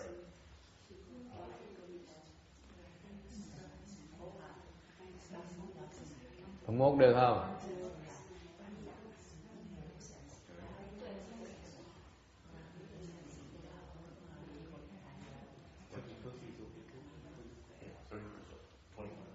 $31st. How about the 31st? What time? Same thing, 7 o'clock. Okay. And we skip the precept class. I don't have to do it. Okay. 31st is 7 and 1. Gotcha. I'm lazy. I'm a Pureland. I'm deep down a Pureland person. Yeah. I'm wishy-washy. That's why I go to Pureland. I don't know, this chant stuff is too tough for me. I'm getting too old.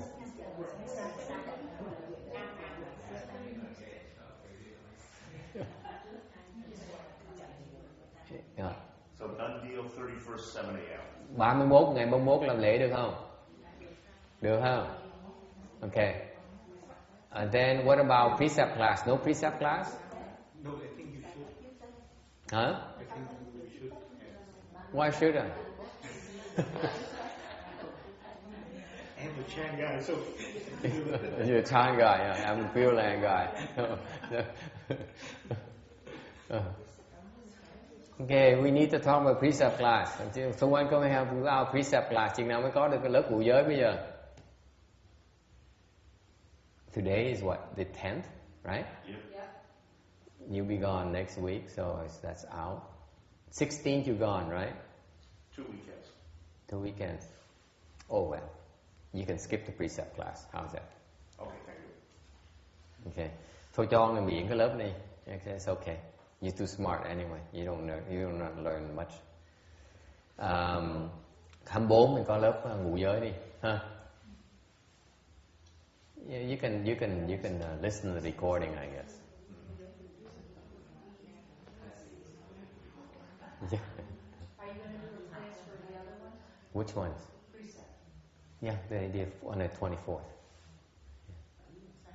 Okay. Are we set on that? Are we on the same page? The 24th we have precept class, and the 31st we have our refuge. Cái nói tóm lại ngày 24 á, là mình có lớp ngũ giới. Sau ngày 31 á, mình có quy 7 giờ sáng. Okay? Yes. Okay. Is everyone happy? Ai đồng ý đó ha? Okay. Let's move on to the lecture. Slide number 6. Number 6.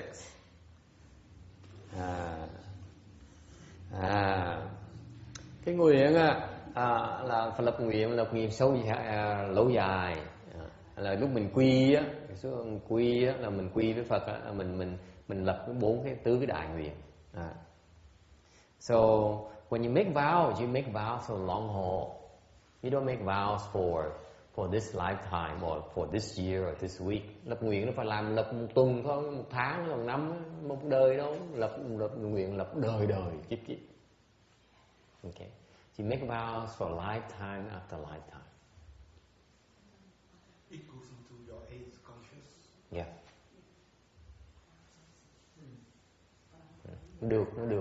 Nó được giữ trong cái ai là giải thích của mình đó. And that's the common thread from lifetime to lifetime. Cái đó là cái dây của mình đó, nó từ kiếp này kiếp khác, nó kéo mình tới về cái mục tiêu của mình. It's the same common thread that pulls you in that direction lifetime after lifetime after lifetime. That's called vow power. Cái đó gọi là cái quyền lực ở đó. Cái lực nó kéo mình đi, nó lôi kéo mình đi. Okay?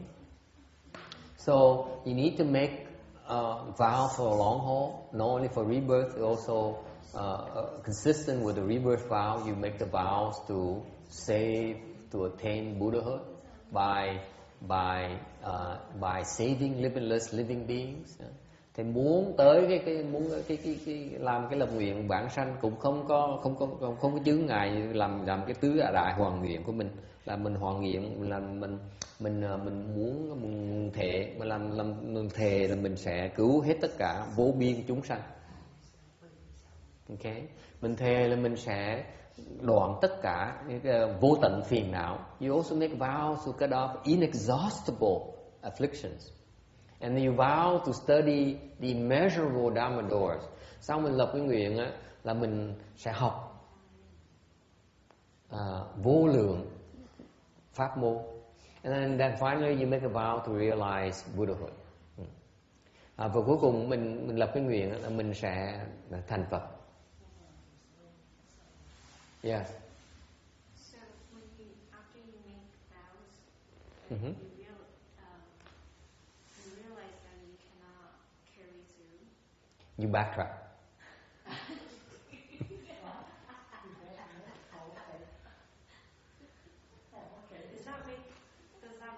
Do we make offenses that way? You make what? Offenses? No, backpedaling is normal.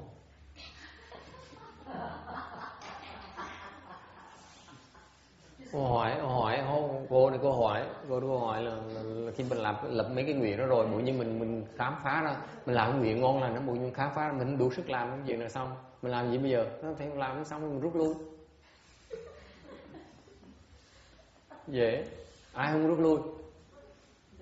Thầy cho con xin hỏi, thầy rút lui như vậy không mang tội sao? Cũng không phải như vậy, cũng không phải có mang tội, không nói mang tội thì mang tội, bây giờ mình lỡ ra sao bây giờ? không đủ sức mà.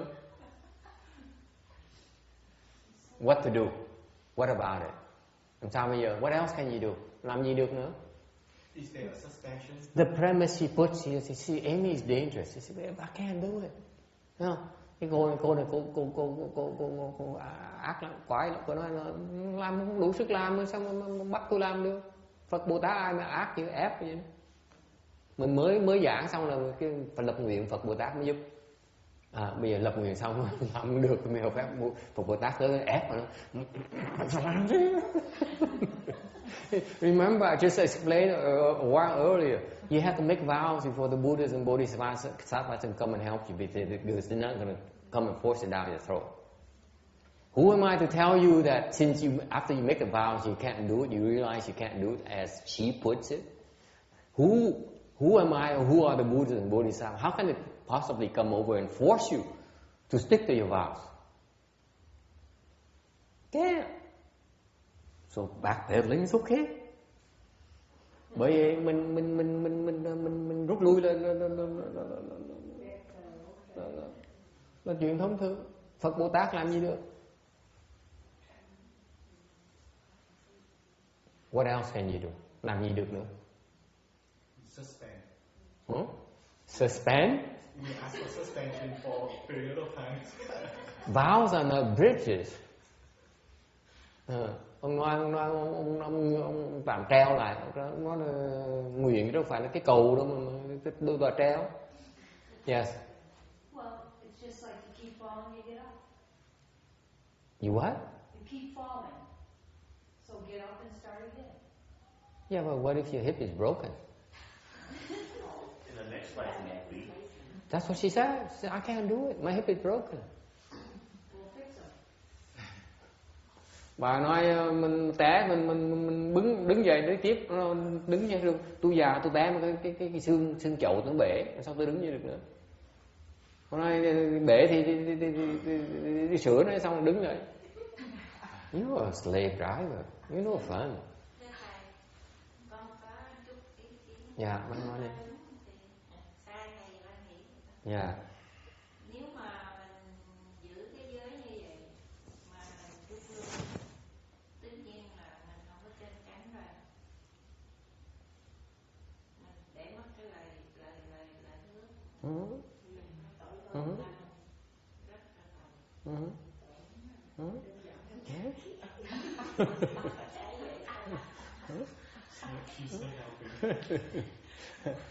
Tủi tội dễ sợ lắm.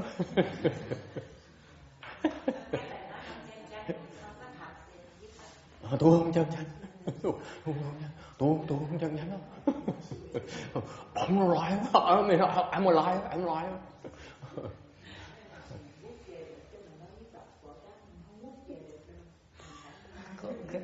Bác phải thông cảm nhé. Bác thông cảm như khi mình làm lập lời nguyện, tại vì tôi nghe nó ngon lành quá, nó xôn quá, nó mạnh quá vậy. Cái mình lập xong mình phải khám phá. Vô nói mình không đủ sức, mình sao bây giờ? Bác nghĩ coi, nếu mình thật nhất mình phục người ta chỗ ta thành thật là nói mình không đủ sức, không sao mình ép người ta được? Hả? Bồ Tát không cảm nhé, không cảm nhé. Có thôi để con treo như con treo được, treo một thời gian, thì con đi làm bậy thời gian xong trở lại, con hướng trở lại. So you have to, let's face it. You know, it may look glamorous, and you have the vows, a serious business, and you have these grand ideals, and then, you know, life is give purpose to your life. You make these vows, okay. And a lot of these people make vows. I know they all backtracking. I don't care. It's between us, okay. And then suddenly one day you wake up and you realize, wait a minute, I can't handle this. This is way beyond me. What to do? At least you have to give them credit for being honest about it. They're not putting on pretenses. I'm telling you, I can't handle it. Yeah. What can you do? What to do? Keep trying. Keep trying. Làm sao bây giờ? Ask for help. Ask for help. The coward says, ask for help. Mấy nghèo nói cầu cứu. Thầy bỏ tôi kiếm sư bà bỏ tôi, sư bà bỏ tôi, chết mồ tôi rồi. Just like that nun said earlier, he says the master abandons me in the high seas, I go and turn to his mother. His mother abandons me, oh boy, am I in trouble? Who are you going to ask for help? What if they don't come? What if they can't hear you? Bây giờ cầu cứu mà lỡ Phật Bồ Tát mà Bồ Tát Phật Bồ Tát mà không nghe mình, sao mình chuyện làm gì bây giờ? What are you going to do? I think that the strength of one's vows is actually a sign of sincerity, and generally speaking, it evokes a bigger response. They're hard to make because basically these are impossible. I mean, you think about it, but you can't think about it, so don't think about it. So it comes from a place that I don't know where it exists. Ông nói cái quý sư cô thì cái này là thực tế cuộc đời mình dạy người ta lập nguyện, lập đại tu, đại nguyện, đại hòa nguyện, người ta xong ta lập xong ta tới nói thầy cô con làm không nổi, là sao bây giờ? Sao trả lời cho họ?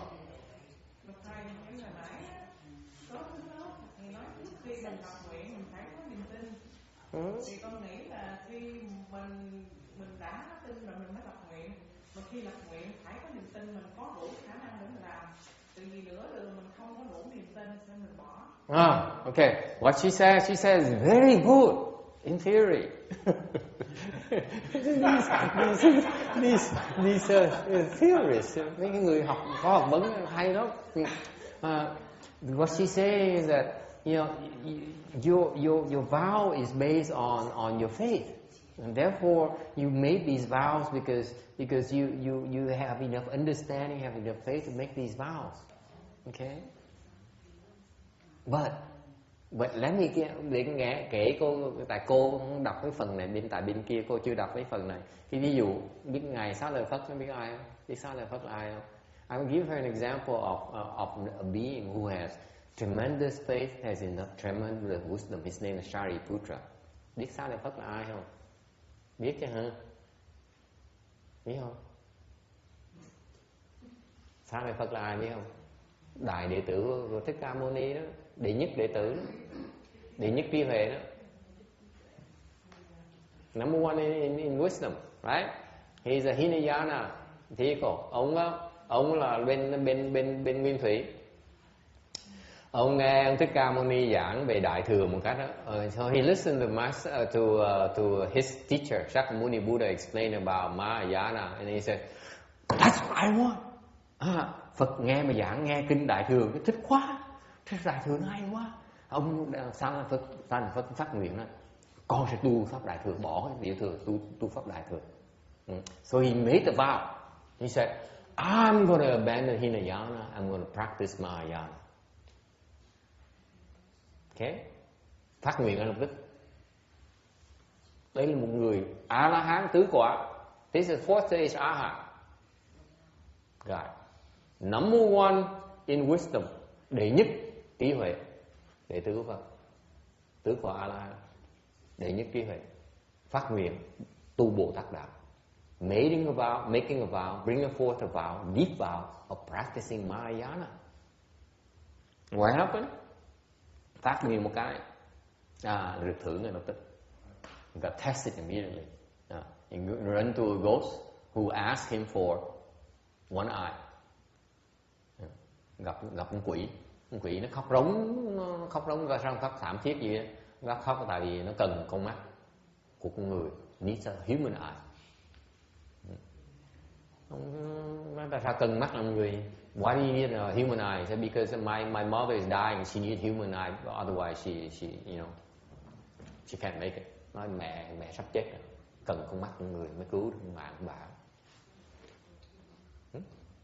Con quỷ nè, this is a ghost, so he needs a human eye, not a ghost eye. Cái chuyện nó lâm ly bi đốt lắm, tại vì con quỷ nó móc ra không được, nó mà cần mắt con người. You see đó? Cái chuyện chứ đọc cái này kia đâu có để ý mấy cái uyển khúc mà nó lắc léo vậy. Tại nó con quỷ á, nếu mà con người tới đòi sao lại Phật này mày móc nó đi đó, mày móc làm cái gì? So if you were like a regular normal human being, Shariputra, if I was Shariputra, I would have said, hey, you take your own life, okay? But he can't. Bởi cái thử thách nó ly kỳ đó. Con quỷ nó tới nó xin mắt con người, mà con mình sao lại Phật là người ở đó thôi. So only Shariputra is the only human there, practicing the Mahayana, the Bodhisattva path. Một người duy nhất mà được con quỷ tới xin đang hoằng cái pháp Bồ Tát đạo. Con quỷ nó ngửa tay nó xin mắt. So the ghost says, okay, I need a human eye. Quý vị biết không, tu Bồ Tát đạo người ta xin gì mà phải cho này, biết không? Cực kỳ là khổ sở. This is one of the worst thing about Mahayana principle, which I really abhor. In Mahayana, when you practice the Bodhisattva path, whatever people ask of you, you have to give it. I hate this. Cực kỳ là khó. Okay. Tôi ghét cái pháp này dễ sợ lắm. Tại mình lỡ, nó thiệt cái lỡ, ta ngồi đó thôi, mình nói, cái miệng tôi nói, tôi không có làm đâu, thành tôi personally, it's not that bad because I only open my mouth, I don't do anything. Therefore, I still have a lot of leeway. Thành cái miệng mình nói, mình là pháp sư, mình đâu phải là hành sư đâu. Thành mình còn được một tí tự do. But so Shariputra says, no problem. Sao lại Phật không thành vấn đề, tao cho mày con mắt, I give you my eye, móc con mắt ra.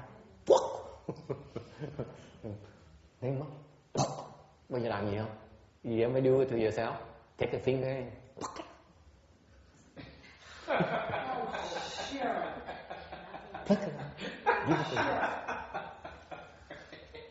This is a fourth stage Arhat.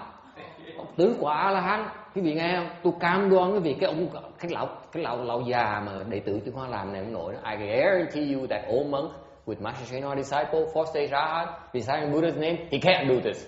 Guarantee you. Cam đoan cái gì đó. Cái ông đệ tử Tiên Hoa tứ quả là hán niệm Phật đó hả? Chắc chắn làm nó không nổi đó. Tôi làm không nổi, sao không làm nổi? Đừng có hỏi thầy nữa chứ. This is a subtle hint. I can't even do it myself. Meaning subtle hint. Don't ask me to do this. Thầy nói trước rồi, đừng có ép thầy, tội nghiệp thầy. So pluck out the eye, give it to the ghost. Đầu dễ sợ, mắt nó đau gì không? Mày lấy đi, mày về cứu mẹ đi. You take it back, go back and save your mother, okay? You know what a ghost does? Mình làm gì không? Nó quăng xuống đất, nó nhảy, bụp, nó dầm nát bét mắt mình. It goes through on the ground and stomp on it and crush it. And Sai with what are you doing that for? Ông Sai Phật điên nó, mình làm gì kỳ vậy? Con quỷ nó nói, tôi cần mắt trái, đâu phải mắt phải. The ghost says, I need a left eye, not a right eye. You idiot. He didn't say idiot, but this is awful. What do you think Shariputra would do? What do you think Shariputra did? Think about it. It hurts like hell. I assure you. You go like this. Duy nghĩa ông Sa Phật làm gì bây giờ? Đau quá trời, vừa đau vừa tiếc nữa, vừa đau mắt vừa tiếc mắt nữa.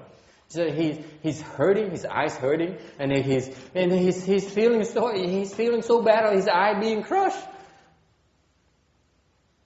You think what do you think he did? He said, no, you go your way.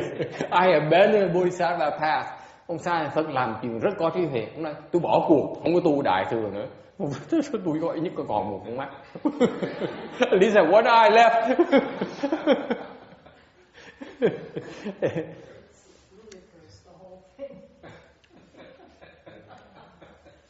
Tries to point home. Người A-la-hán còn không dám làm nữa, nhưng sao mình dám làm? Không sao mà trách cái cô bé sau kia được. See, even a fourth stage Arhat can't handle the vows. He didn't even make it a fourth.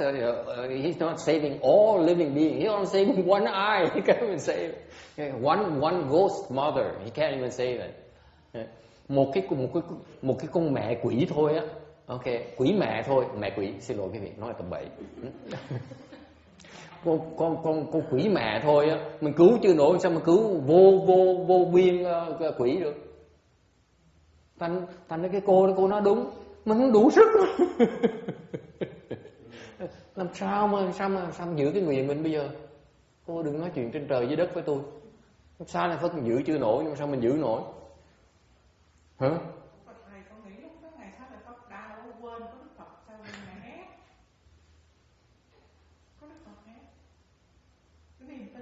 Không có đau thiệt như đều không quên Phật, ông không quên Phật thì ông chỉ treo Phật một thời gian thôi.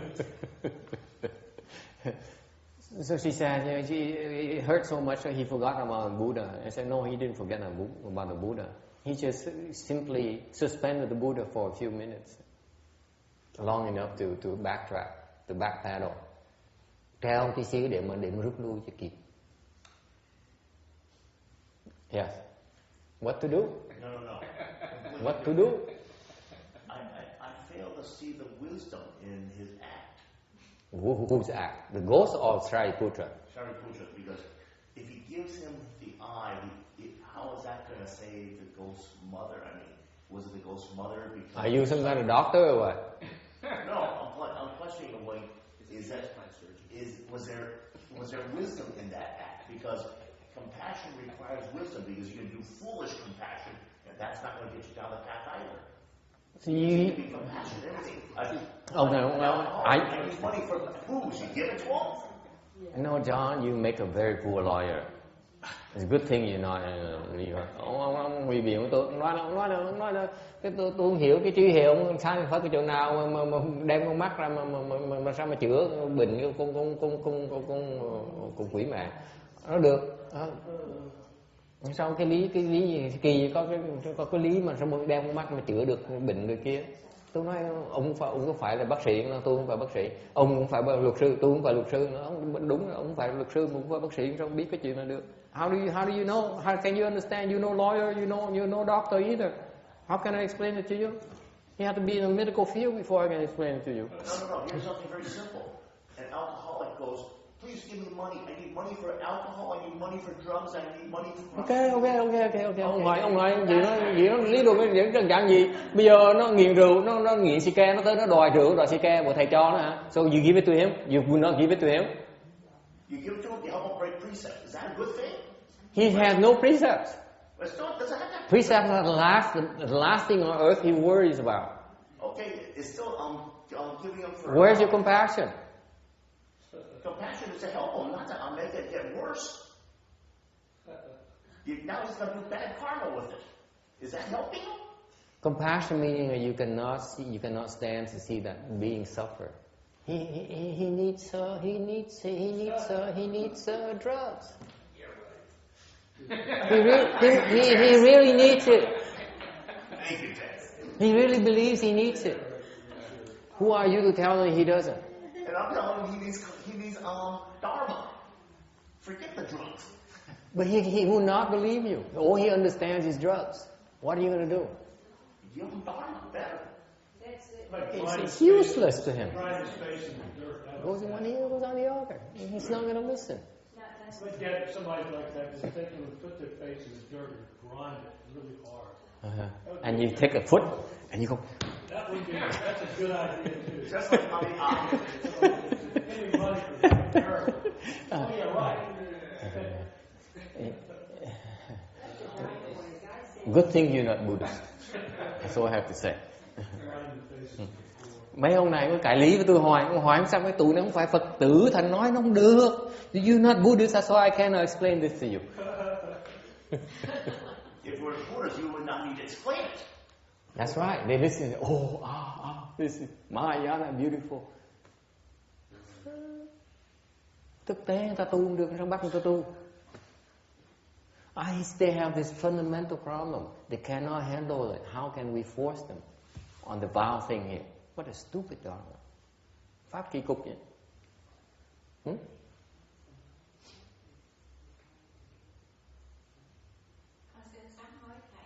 Oh, now another repentance. Con cái gì hết á. Ý là con sự thật. Mình nói chuyện mình phải giữ cái lời nói của mình sai hết. She says, whatever you say, you must keep your word. Okay? Tổng thống có giữ lời nói mình được không? I'm asking her back. Can presidents keep their words? Never. I'm thinking of a certain president here keep on making promises on the campaign trail. I'm close, get more. I'm gonna help put an end to whatever the military role. No speak, no say whatever.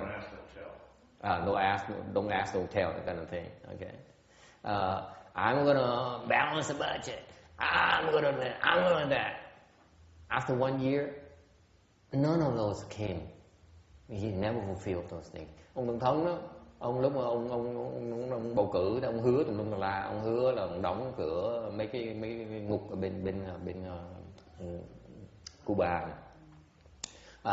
Rồi hứa tùm lum la, sau 1 năm trời, nội trong 1 năm sẽ rút quân ra khỏi nước Iraq. 1 năm trời đâu có làm gì đâu. Tổng thống không giữ lời nói, sao mà giữ lời nói đâu? My claim is that if my president does not hold his word, I don't have to hold my words. Tổng thống giữ nổi sao bắt tôi giữ? Tôi đâu phải tổng thống đâu.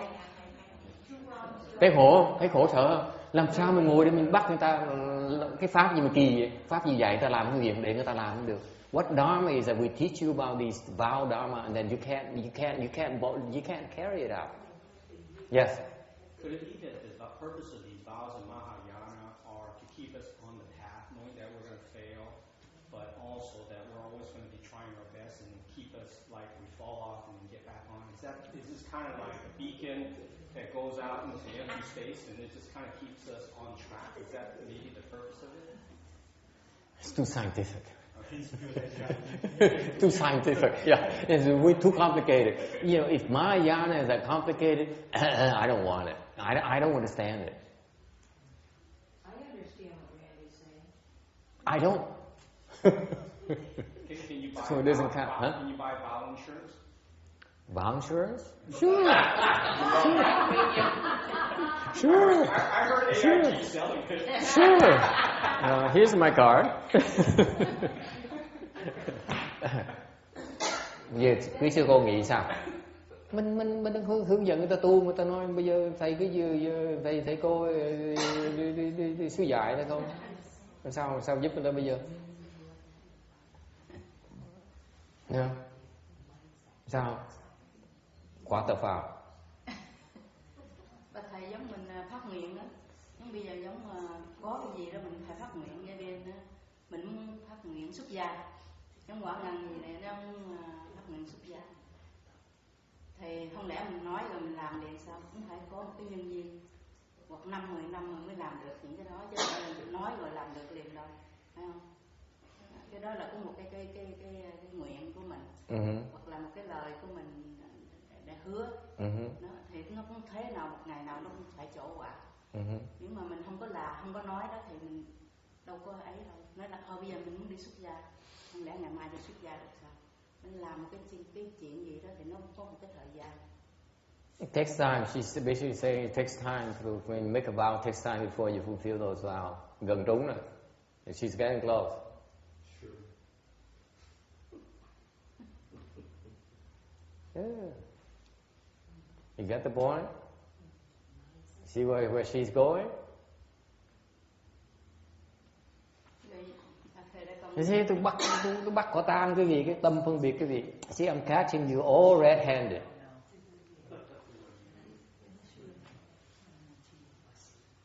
Okay? Why do you make vows? Lập cái nguyện để làm cái gì? Cái nguyện nghĩa là gì? Cái nguyện chỉ là vọng tưởng thôi. A vow is simply false thought. No more. Agree? You ask Amy, she goes, yeah, I was wrong. Let me take it back. Cô thầy nói đúng. Con lỡ vọng tưởng bây giờ con rút lui lại. Đúng không? She says no.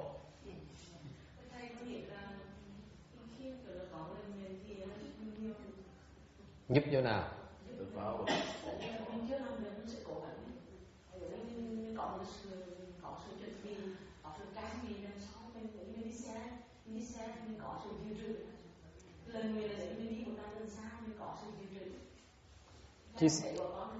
She's saying that the vow it has a vow power to help us along. So like your preparations, your ammunition to keep you on the track along the same line. Okay.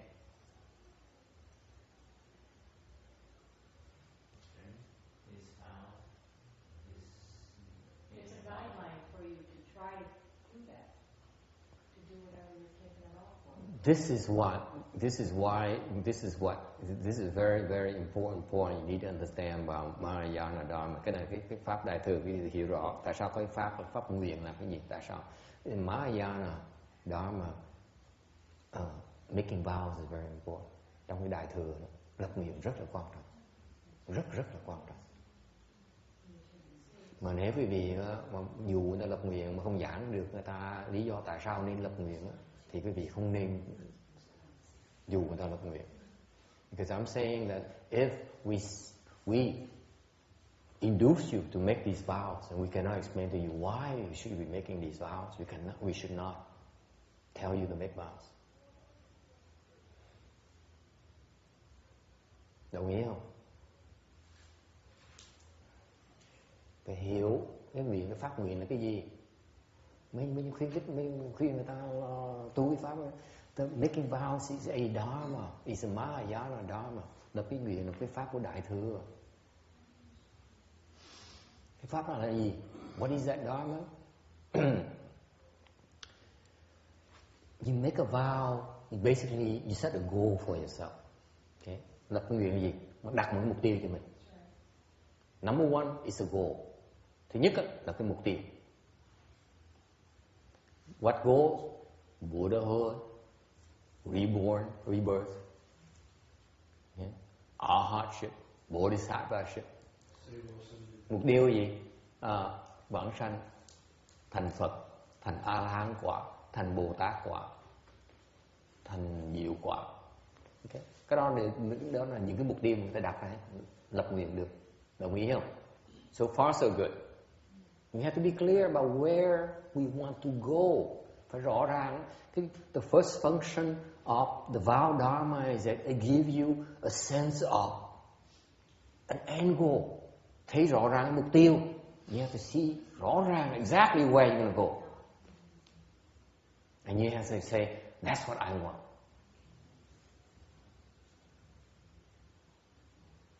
Phải thấy rõ ràng mình muốn đi tới chỗ đó.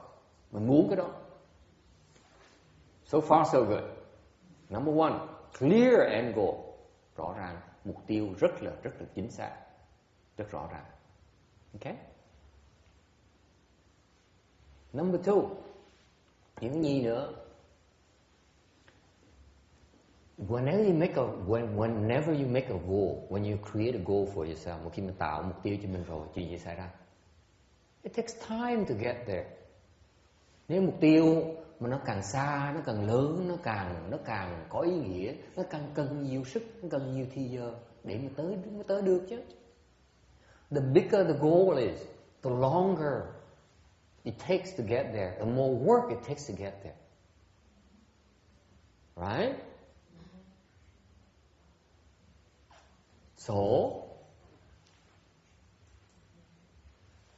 how do you get there? Sao tới đó bây giờ?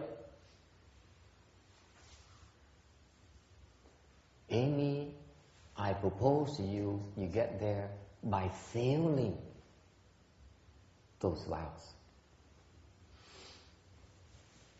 Tôi đề nghị quý vị mình tới cái nguyện mục tiêu, cái mục đích của mình đó, vì mình thất bại trong cái nguyện của mình mới tới được. Mình không thất bại, mình không tới được. My claim is that unless you fail in your vows, you cannot get there.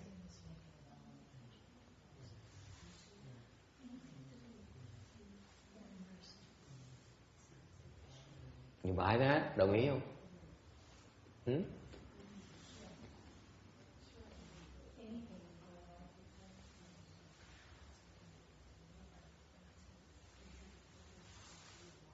Không. Keep those kind of vows and already be there. It's beyond us. Exactly. It's beyond our capabilities. Cái nguyện á mà nó càng lớn chừng nào, nó quá cái sức mình, cách nào mình làm được hết đó. Bây giờ quý vị, the vow, the bigger the vow is way beyond us. There's nothing we can do about it. I give you an example. I made the vow to become an arhat. I look myself and say, maybe not this lifetime.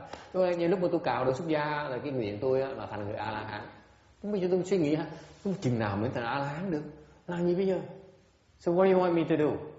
Return to lay life? Mình biết là mình thành A La Hán không nổi. Giờ thì mình muốn tôi làm gì? Trở hoàn tục hả?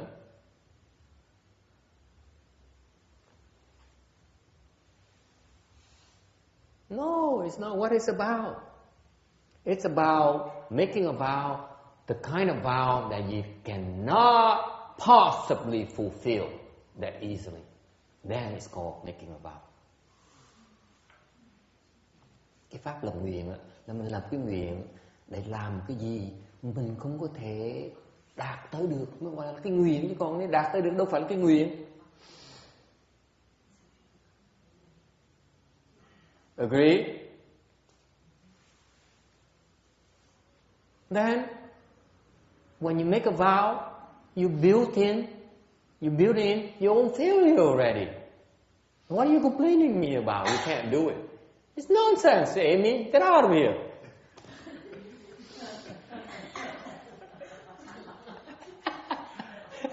Nói nó được, nó phải, nó trái cũng được.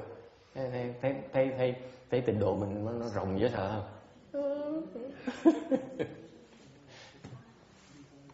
Tôi trả lời vô nó càng nó rỡ với tôi. Lúc mình lập cái nguyện, biết là mình lập cái nguyện là mình không đủ sức làm, sao bây giờ than phiền tôi là làm không nổi. Đã biết làm không nổi mới lập cái nguyện, bây giờ than phiền cái gì nữa?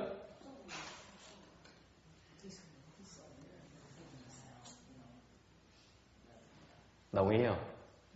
Mắng thầy, mắng đây, nó đừng bịp thầy. Bị thầy một lần thôi chứ. Okay? So it's nonsense. Of course you can't do it. Okay? So what's the point of making a vow? But that's a different question. Her question is, she says, I can't do it. What to do? I said, you backpedal. I gave her the answer already. Không phải hỏi bây giờ mình làm sao bây giờ? Đó là chuyện khác, vấn đề khác. Cô chỉ hỏi tôi vấn đề là làm đủ sức, tôi nói không đủ sức thì rút lui. Tôi biết không đủ sức tôi mới giúp lập nguyện, còn đủ sức nhập nguyện làm cái gì? Yes, what's the question? So the point is really that you want to get there, right? That's right. You feel it's important enough, it's worthwhile enough to try to get there. Okay?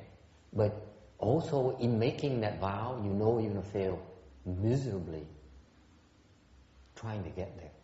And yet, you hope that you will get there someday. Right?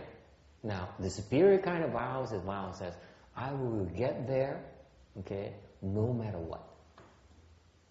Then that's called a vow. The kind of vow you're referring to, you're like what I refer to as false thinking. I say, I like it. It sounds of fun. Sounds kind of exciting, interesting, beneficial, advantageous for me. Therefore, I'm going to make that vow. That's a small vow. The kind of vow that we're talking about here is a vow that I will get there no matter what. Two different kinds of vows here we're talking about. Your vows, I say you backpedal. I have no problem with that. You buy that. You see the two different kinds of answers, different approaches, result in two different kinds of answers. Thành tôi dạy như cô biết là cái loại nguyện mình nói, cái pháp nguyện này không phải cái loại nguyện mà cô nó nói. Cô hỏi tôi cái cô hỏi cô nó hỏi tôi chỉ nói về cái nguyện mà tôi cái này là cái nguyện mà tôi thấy cái này nó hay, cái này nó lời, thành là tôi muốn lập cái nguyện để mà tôi được cái lời hay này. Có gọi cái loại đó cái nguyện nhỏ, cái gọi cái đó, tôi gọi cái đó là cái vọng tưởng. Còn có một cái loại nguyện khác á, loại đại nguyện là mình biết mình muốn tới đó với tất cả cái giá nào mình sẵn sàng trả, mới gọi là đại nguyện. Thành ra cái trả lời tôi với cô mặc dù nó hời hợt thì ra cái trả lời nó hai loại trả lời khác nhau. Nếu như cái lập nguyện hời hợt á thì khó khăn tôi rút lui sao đó, thì cái tâm mình chỉ hời hợt thì mình tự nhiên tự động mình sẽ rút lui, có gì khó khăn đâu. Còn nếu mà cái tâm mình thực sự mình muốn lập cái đại nguyện thì đâu có rút lui được, nó khác nhau chứ. I will tell you, vì quý vị biết người đời xuất gia tôi nói thì tôi thất bại nhiều hơn là thành công. Đời xuất gia nó giới nó khó quá, phá hoại cái phạm giới hoài. Mình lập đại nguyện, mình làm nguyện là mình giữ giới, mình có làm này cứu nó, mà làm đâu có nổi đâu. Nếu có bỏ cuộc, nó gọi là đại nguyện. Nó bỏ cuộc, mấy người mà xuất gia bỏ cuộc nó gọi là tiểu nguyện. Nguyện ơi hết. Cũng một loại hết, cũng là cùng áo cà sa hết.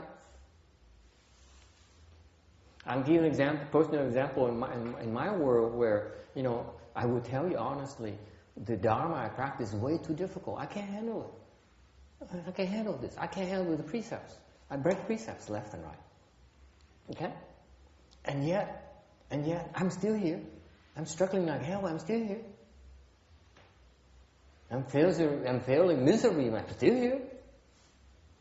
That's what making vow is about. You don't give up. Whereas the other level people, they're under hardship and they have all kinds of difficulties. And what do? They back out. That's a small kind of vow, small dharma.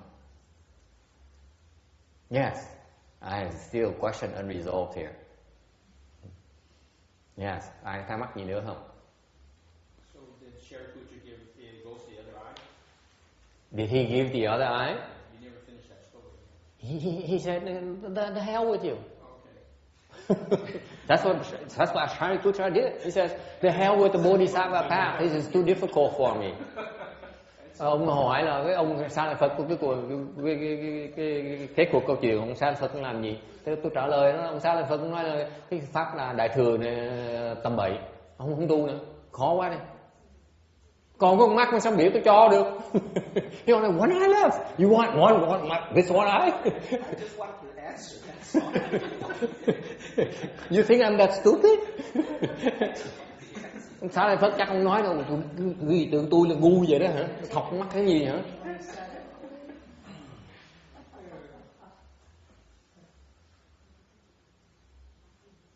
Okay, so thành cái tùy. So what to do about the vows now? Now you know you can't make it. Mình biết cái mình đủ sức làm, mình làm gì bây giờ? Make only one. Make only one. You make more. Why? When I get there, then I can do everything else. But you make only one vow. You get there first. If I can't save myself, how am I going to save anybody else? See, this is a problem with dentists. See, just I was a lawyer a minute ago. Oh, are you a lawyer? See. That's what I said earlier. You have a bad memory. Ông nói bây giờ làm gì? Làm sao bây giờ? Ông nói bây giờ mình làm lập một cái nguyện thôi. Tôi nói trật rồi, mình phải lập nhiều nguyện nữa. Ông nói không làm, chắc chắn mình làm một cái mình đủ sức mình làm thôi. It's equivalent of saying that I make a vow that I can handle. No, the one making I'm going to get there. That's not an easy vow.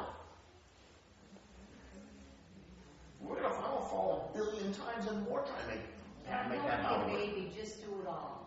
Don't just do that 1,000 enough. Then when I'm there, I'm a Buddha, I can help everybody else.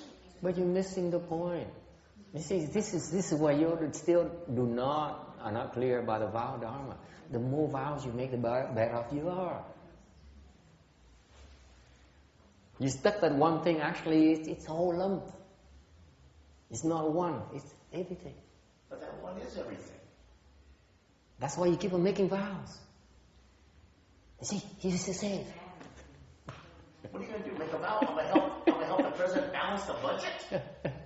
Yeah, you keep on making vows. He's the printing press. You're making vows. You keep on working on the other facets. You never stop. See, the one vow you have, you're facing one facet of the diamond. You keep making more vows, cut the other facet, while you still can. But if one is all and all is one, isn't that one all? And when the condition is right, when you go back to the first vow.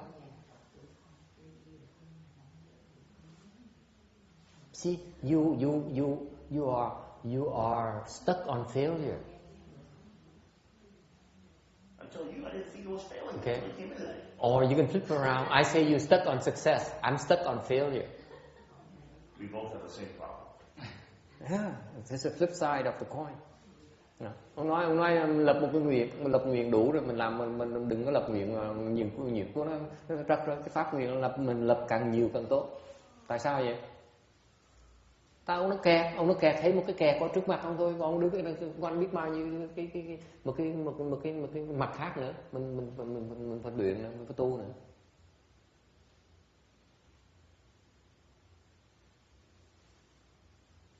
Okay. Any other questions, comments? Ai thắc mắc gì nữa hả?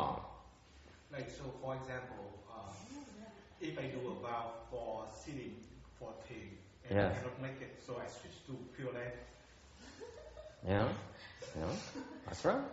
You switch. That's right. It's better than giving up. At least it doesn't look like we're giving up. Ông nói Hải làm cái nguyện tôi muốn ngồi là tu thiền mà tu không nổi, thì bây giờ mình đập cái nguyện khác, mình tu tịnh độ. Đó, chẳng thà như vậy có hơn là mang tiếng mình bỏ cuộc, mình hè.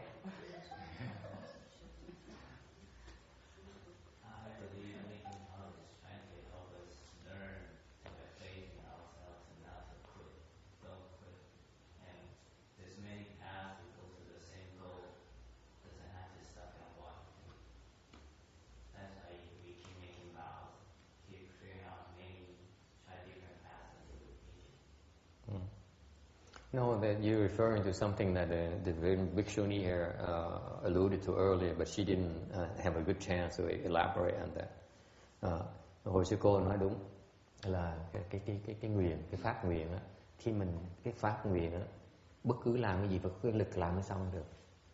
What happens is that in every single dharma you practice, you need to have enough power for you to accomplish it. Agree? Right? So what happens is that the vow dharma, when you make a vow, you create that vow power. It will pull you, will be the aiding force for you to accomplish, to get to your goal quicker.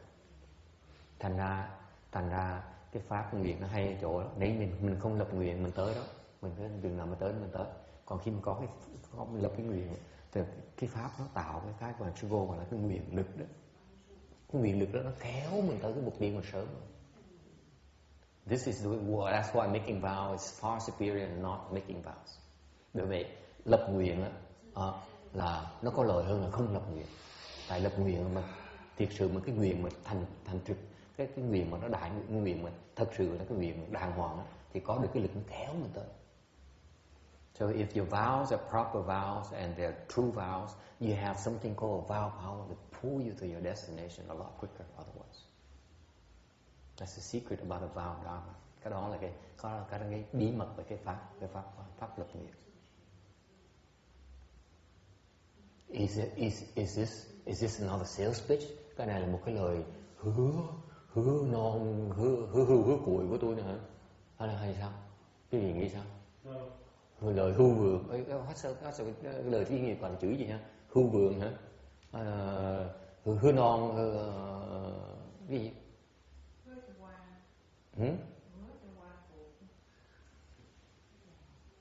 Không, nói hưu nói vượng, không nói hưu vượng là chuyện khác. Còn hứa cái gì đó? Hứa lèo. Is this another sales pitch or what? No. It is a sales pitch. So how is Sounds like a sales pitch. How does about power help Shariputra? Aren't you glad you're a dentist? Ông đồng ý nói cái này nghe là thầy bịp quý vị, là dạng như là cái quyền lực đó, ông giúp ông sáng ngày Phật ở chỗ nào?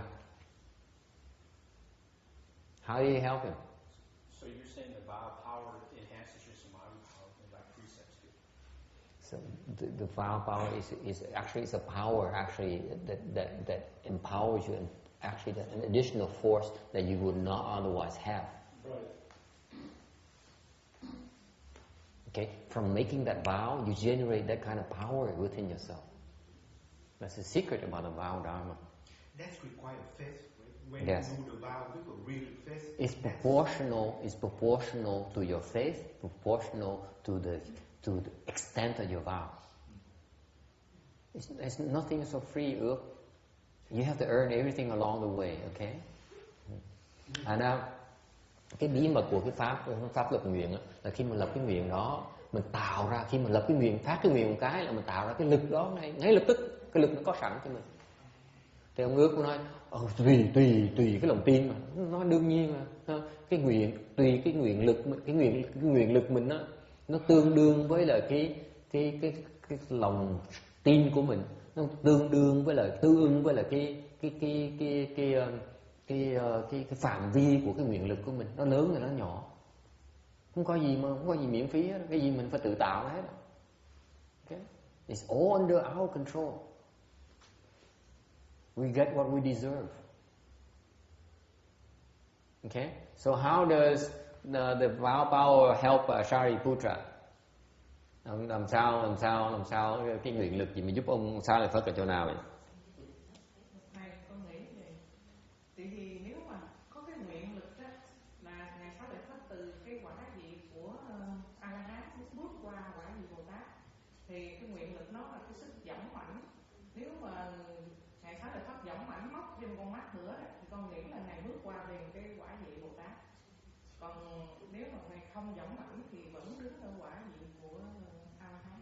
She's saying that if Shariputra were to pluck the second eye, he would have surpassed to the Bodhisattva position. Okay, see theory again. Không biết mà cứ nói lý thuyết không à. Ngồi sao mình có bằng cớ gì dám nói vậy? Sư cô dám nói, bây giờ tôi hỏi sư cô, bây giờ tôi trường hợp tôi tới, đừng nói sai thì tôi còn có một mắt thôi. Sư cô nó dám mở miệng khuyên là này, Vĩnh Hóa cứ móc mắt cái gì đó, tôi cam đoan Vĩnh Hóa sẽ được đắc được Bồ Tát quả không? Dám nói vậy không? Trời đất ơi, nói chết tôi rồi. Tôi mất mặt, tôi dám đi, sao đi sau lưng cô được nữa? How can I walk behind her now if she tells me that? Pluck your other eye, you become a Bodhisattva immediately. It helped Shariputra when he took the vows to pluck out one eye. Cái ông này, ông nha sĩ khác, ông nói là cái người ông giúp móc một mắt, còn móc mắt cái gì chưa đủ. So in other words, he's saying that his vow power is not adequate for two eyes, only one eye. Apparently so. Thầy con nghĩ là nếu mà ngày Sa Lợi Phất không dám móc con mắt thứ hai á, là ngày chắc còn mình còn tướng. Nếu vậy là không có lên cái quả vị của Bồ Tát. Còn thấy mình con mắt con nghĩ móc luôn đi. She insists on giving the second eye. You see, because if you really give the second eye, I believe that you become a Bodhisattva right away. Nói thiệt cho cô nghe. Này cô đi viên, nói cho cô nghe, tôi là hèn vậy sợ, tôi sợ đau vậy sợ. I will tell you my personal opinion. I am a coward. I detest pain. Tôi sợ đau dễ sợ lắm. Mà nếu sư cô cam đoan với tôi rằng nếu tôi móc hai mắt của tôi thành Bồ Tát, tôi cam đoan sư cô tôi sẽ móc hai mắt tôi ngay lập tức. Thầy nếu thầy có lập nguyện, nếu thầy lập nguyện thì thầy đáp là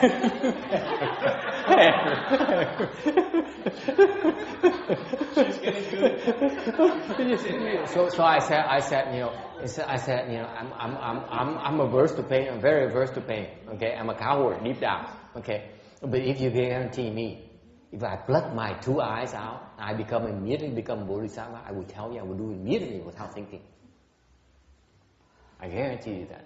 If you guarantee me I become a Buddha, a Bodhisattva, if I do that, I certainly will give up my two eyes. Why is that? Why do you think? Between us, okay, don't tell these women. Between us, okay? Because when I become a Bodhisattva, I make two new eyes. I'm not that dumb. Yeah, and you listen to me. It doesn't happen. See? Then I'm backpedal. If it's that easy to become a Bodhisattva, I become a Bodhisattva. Tại sao tôi dài như vậy? Tôi đâu có dài như cô tưởng đâu. Thiệt sự mà tôi thành Bồ Tát, muốn móc hai mắt thành Bồ Tát á, tôi móc hai mắt xong tôi thành Bồ Tát, tôi biến hai mắt mới tôi để và gắn vào. Dễ như vậy hả? Nó dễ như vậy hả?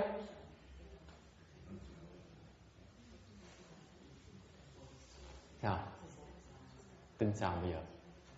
con nghĩ là cái nguyện này là phải có sự thử thách, cho nên nãy thầy có nói là khi mà vừa phát đại nguyện là có sự thử thách liền. Còn nếu phát đại nguyện không có sự thử thách. Giỏi, được điểm. Tôi nhắc cái ai để ý nghe cái câu nói không? The answer is Randy's answer. His vow is not sincere enough. Therefore, he only can do it halfway. His vow is not profound enough, it's not vast enough. He says, I make a vow to practice the Bodhisattva path because it's fascinating. Okay? Because it's superior Dharma. It's the vow here says, I don't care how many living beings there are out there, I will save them all before I become a Buddha. I don't care how many of these mother ghosts I need to save, I save them all before I move on. One ghost, he fails. That's to point out to him that his vow is a wrong vow. It's the sissy vow, you ask me. Well, that makes sense. See the beauty of the story? People look at it and say, oh, Rebirth. No. It's because he made a sissy vow and that's why he failed. Nghe hiểu không? Tôi giảng cái này quá rồi, bác phải giảng dịch hoài mệt quá. Cứ nghe câu chuyện quý vị không hiểu rằng cái ý nghĩa sâu xa của câu chuyện. Đó. Cái câu chuyện cho thấy rằng á, hồi nãy cô Liên có nói đó, có phát nguyện là thử thách nó tới ngay lập tức. Thử thách tới đây chứ để làm cái gì? Cái thử thách chứng minh rằng á, cái nguyện của ông này là nguyện tâm bậy, nguyện tâm phao. Nguyện tâm phao tại sao tôi dám ông nói ông người tứ quả A-la-hán làm nguyện tâm phao? Tại vì ông cái nguyện ông mà nó tâm phao độ mà một con quỷ mẹ tới mà không dám cứu người ta nữa, xong rồi cái nguyện đại nguyện đó là chúng sanh vô biên, mình thề nguyện tận nguyện độ hết mà. Mới một con quỷ mẹ mà mình rút lui nữa, làm sao nó vô biên chúng sanh được nữa? Không phải cái nguyện tâm phao nữa, đúng không? Nó nguyện bậy, tới nó lòi nó tức mất mặt chạy lui, chạy đúng rồi, không biết tu. He doesn't know how to cultivate the Bodhisattva path. That's why he failed the very first test. Không biết tu pháp đại thừa, nó thử thách tới một cái lọt đài nó.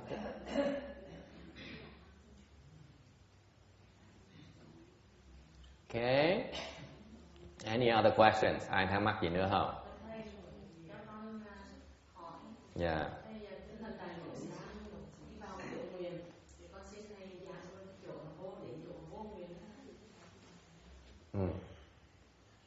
So she says, since we're talking about vows, can we progress to non-vows?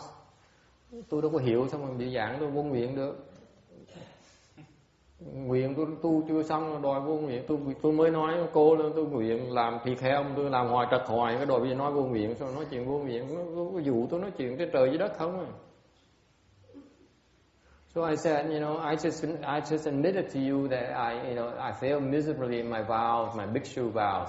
And there you are trying to talk me to move beyond that and talk about moving beyond the state of making vows and go to the higher realm of not making vows.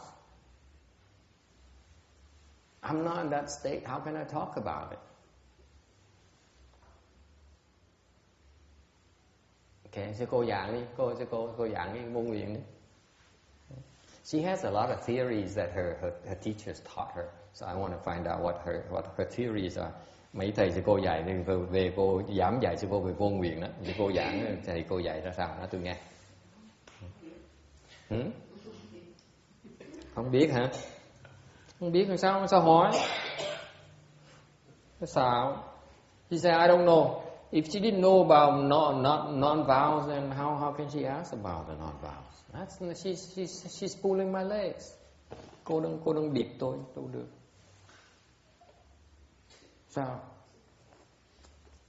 Sao không nguyện là sao?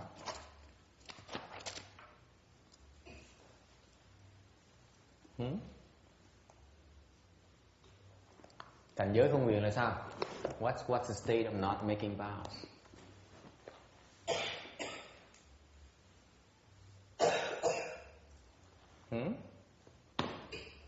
Hỏi thì phải trả lời chứ. You ask the question, you must have some ideas.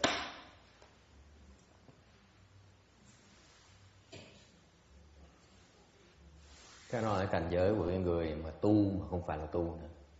Mình đang tu mà đang tu, mình đang còn thấy mình tu. Còn lúc người ta tới cảnh giới người ta tu mà không thấy tu nữa. Mới không có vô nguyện. That state she's referring to of no vows is a state of a cultivator that made it, who has at the stage where he's no longer cultivating and yet he's cultivating. And he's cultivating and yet he's not cultivating.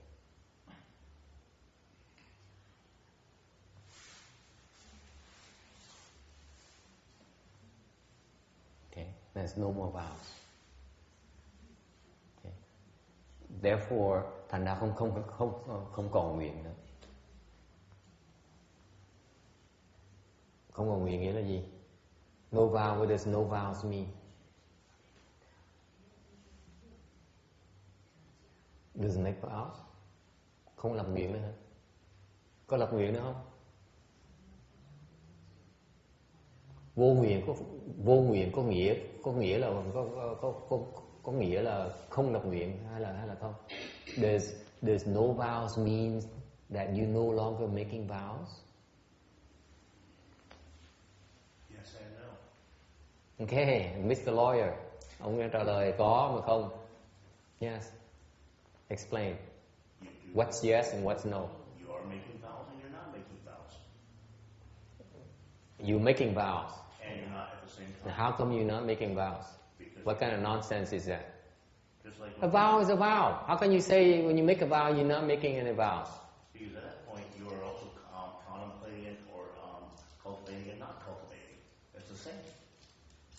Those are empty words. You're only playing with words. You don't know what you're talking about. Okay. Matthew Alex Trebek. Ông nói là lập nguyện mình không lập nguyện. Lập nguyện sao mà nó lập nguyện mà không lập nguyện được? Mình lập nguyện nó mở miệng lập nguyện tôi lập nguyện. Mà sao mà nó không lập nguyện được? So yeah. Bodhisattva is still in the vow realm, and Buddha is not. Buddha is in the non-realm or non. some Bodhisattva still have the vow to do something. Ok, ông nói hay mà mấy người lý thuyết này nghe nói nghe cao siêu dễ sợ. Ông nói là tôi có ý nghĩa rất cao siêu thầy nghe. I'm adding my editorial, cái nào tôi thêm một gia bì một tí, thêm cho nó thấm thía hơn, ý nghĩa nó thấm thía hơn. Ông nói là cái này tôi có ý kiến rất là cao siêu. Bồ Tát phải cần lập nguyện, Phật không cần lập nguyện nữa, đúng không? What do you think? You agree? Okay. Dentist agrees. Người nha sĩ đồng ý. Cái gì nghĩ sao?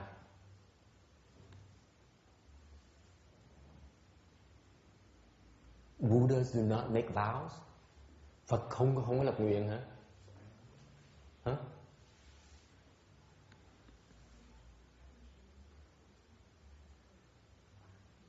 Không lập nguyện hả? No more vows. Buddhas don't make vows. Huh? Buddha's vow, but it's in the Buddha just does it. There's no, because it's the normal state. It's no vow. He just do it. He doesn't have to have a goal. Oh, my head hurts. Ông giảng biết cái cảnh giới Phật hay lắm. Nó vào có nguyện mà không có nguyện. Tôi nhức đầu quá trời, nghe nhức đầu không hiểu. Ông giảng cảnh giới, ông ngồi ông giảng diễn tả cảnh giới Phật tôi mà tôi theo kịp. Khổ dễ sợ.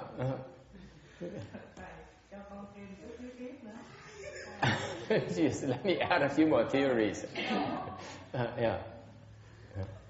Tức là hôm trước thầy có nói là thành Phật không phải là ly khai, vẫn còn là nguyện, tức là chư Phật vẫn có nguyện, ngài độ tất cả chúng sanh nhưng mà ngài không thấy độ ai hết, tức là sẽ được độ, tất cả chúng sanh được độ, đó là không nguyện. Tại sao nó không có nguyện được?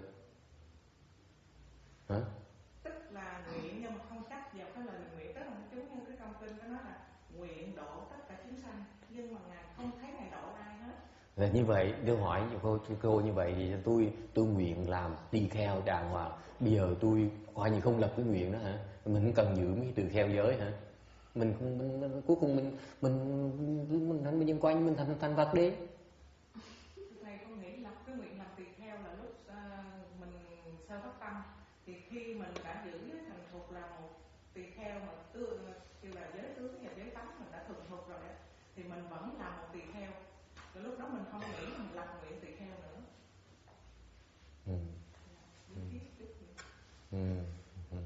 Ok, được, nghe cũng được, lý thuyết cũng được, nhưng mà còn hơi lụng cụng. This is too complicated. I don't know how to translate it.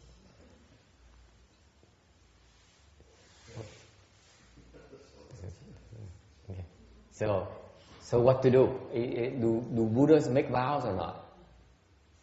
Of course they make vows. Phật lập nguyện như đi.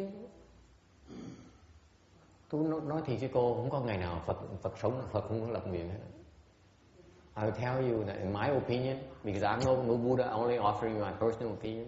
I feel every day the Buddhas they make vows every single day.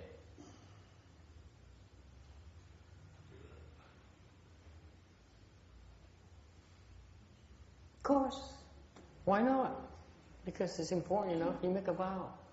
Đối với Phật, dưới mắt Phật có gì quan trọng, Phật lập nguyện làm ngay, Phật đâu có ngán đâu. Phải như mình phải đắn đo, ông nha sĩ đắn, mình lập một nguyện thôi, ngày mình lập một nguyện, ngày mai mình lập thêm một nguyện nữa, tuần sau mình lập thêm một nguyện nữa, mình chắc ăn rồi. It's not like some of the dentists who think that, you know, I make one vow this today and maybe another one tomorrow, and I take a break a week, 2 weeks off, and then I make then I may consider making another vow. No, I made a vow. Buddha is not like that, John. That's the state of a dentist, no Buddha. Yes? You were saying something? Yeah, I made a vow. I will make a vow for 2 weeks. Buddhas are making vows, always making vows. Because vow is important cultivation. Tu phải lập nguyện. Không lập nguyện tu không được. Cái đó mà những người tu hành phải chưa hiểu cái chuyện đó. This is a misconception that most cultivators do not understand. They don't understand that it's very important to make vows in cultivation. You cannot cultivate without making vows.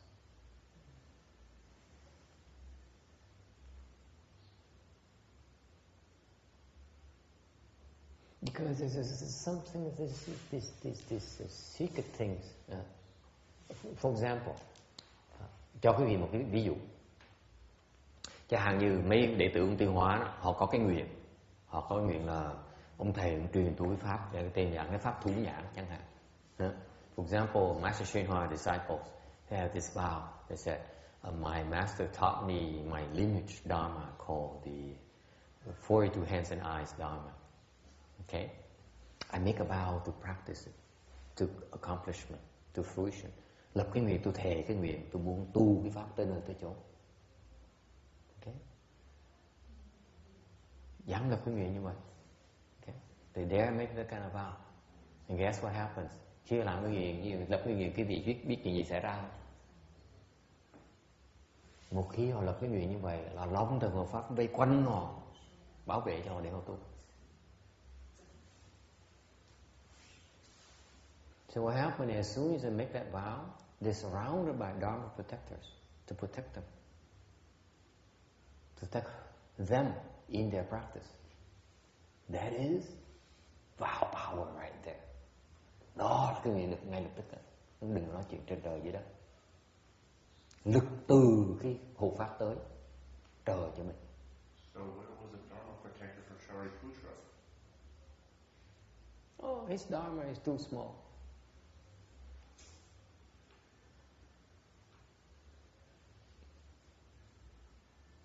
Sometimes protection comes in a form of letting you fail, so that you understand your cultivation is improper.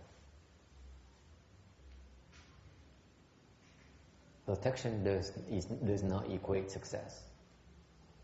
Protection does not means safety.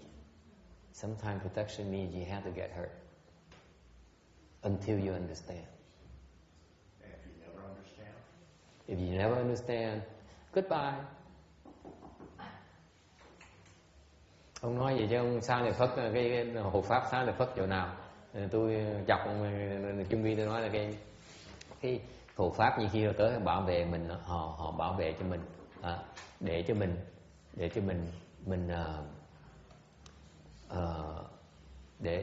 cho mình bảo vệ cho mình, không có nghĩa là mình được an toàn nha. Hộ pháp bảo vệ không có nghĩa là mình được an toàn. Họ bảo vệ cho mình, nhưng họ để cho mình bị thương, họ để cho mình bị thiệt thòi. Để làm cái gì? Để thiệt thòi, để thất bại nặng trên độ mình hiểu được. Đau chừng nào mình hiểu được thì mới đau nó mới hết. So the pain intensifies, it increases until you understand, then it stops. Lắc đầu, cái hèn lắc đầu, ôi thôi, phải thiền, không tịnh độ. So all the cowards say, no more time for me, I'm in Pureland from now on. Phải chứ cô? Thiền làm gì? Theo tịnh độ, hay hơn nhiều. Thiền thất theo gì nổi. I say, the chan chi, you can't keep up with chan chi, very difficult. The pain will become increasingly intense until you understand. But then,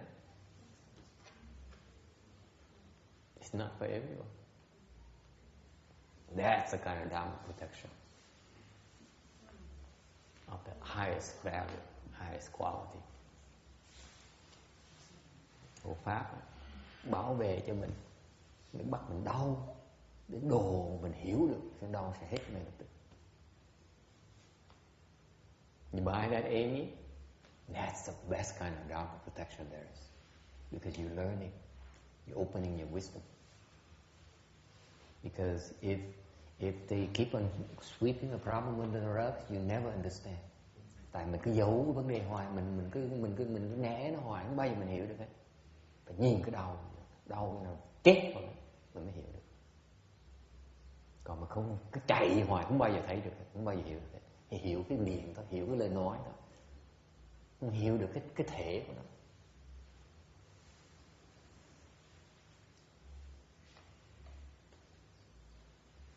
Nói ai nói được hết, tôi nói cũng được, tôi tỳ kheo mà tôi dễ mà nó phải được, nó trái cũng được. Nó ngồi đó mà nhìn cái đau như nào là mình chết luôn. Đó mình mới hiểu.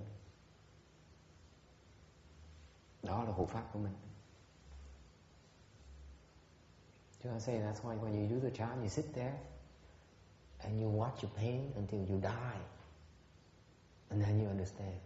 And that's the kind of Dharma protectors we have. Relax Chan Chi. Give us a chance to sit there and watch ourselves die.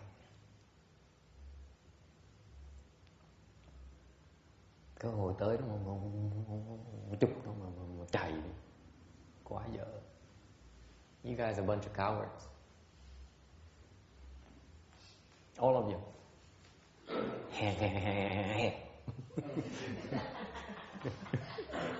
Thiền thất ai cũng xanh mặt ấy. Đâu có thể. Thôi tôi già rồi, con già có tội nghiệp quá. You say, I heard so much of my master. I'm too old for this. I have other obligations. We prepare for an entire year, for 10 months, for you to have that experience, to have that kind of environment for you to cultivate. Sửa soạn phải 10 tháng luôn, để có cái cơ hội một năm một lần thôi. Cái tưởng dễ hả? My dad is next year. Ai vào next year. Phát nguyện năm sau.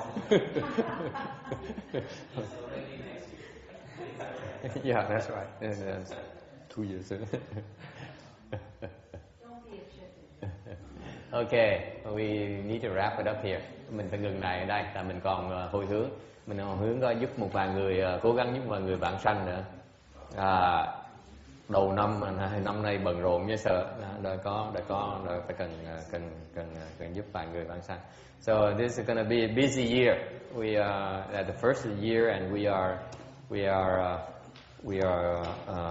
are trying to help a couple of people get reborn already. Okay. Mình hồi hướng vãng sanh nha. So let's do the transfer for rebirth.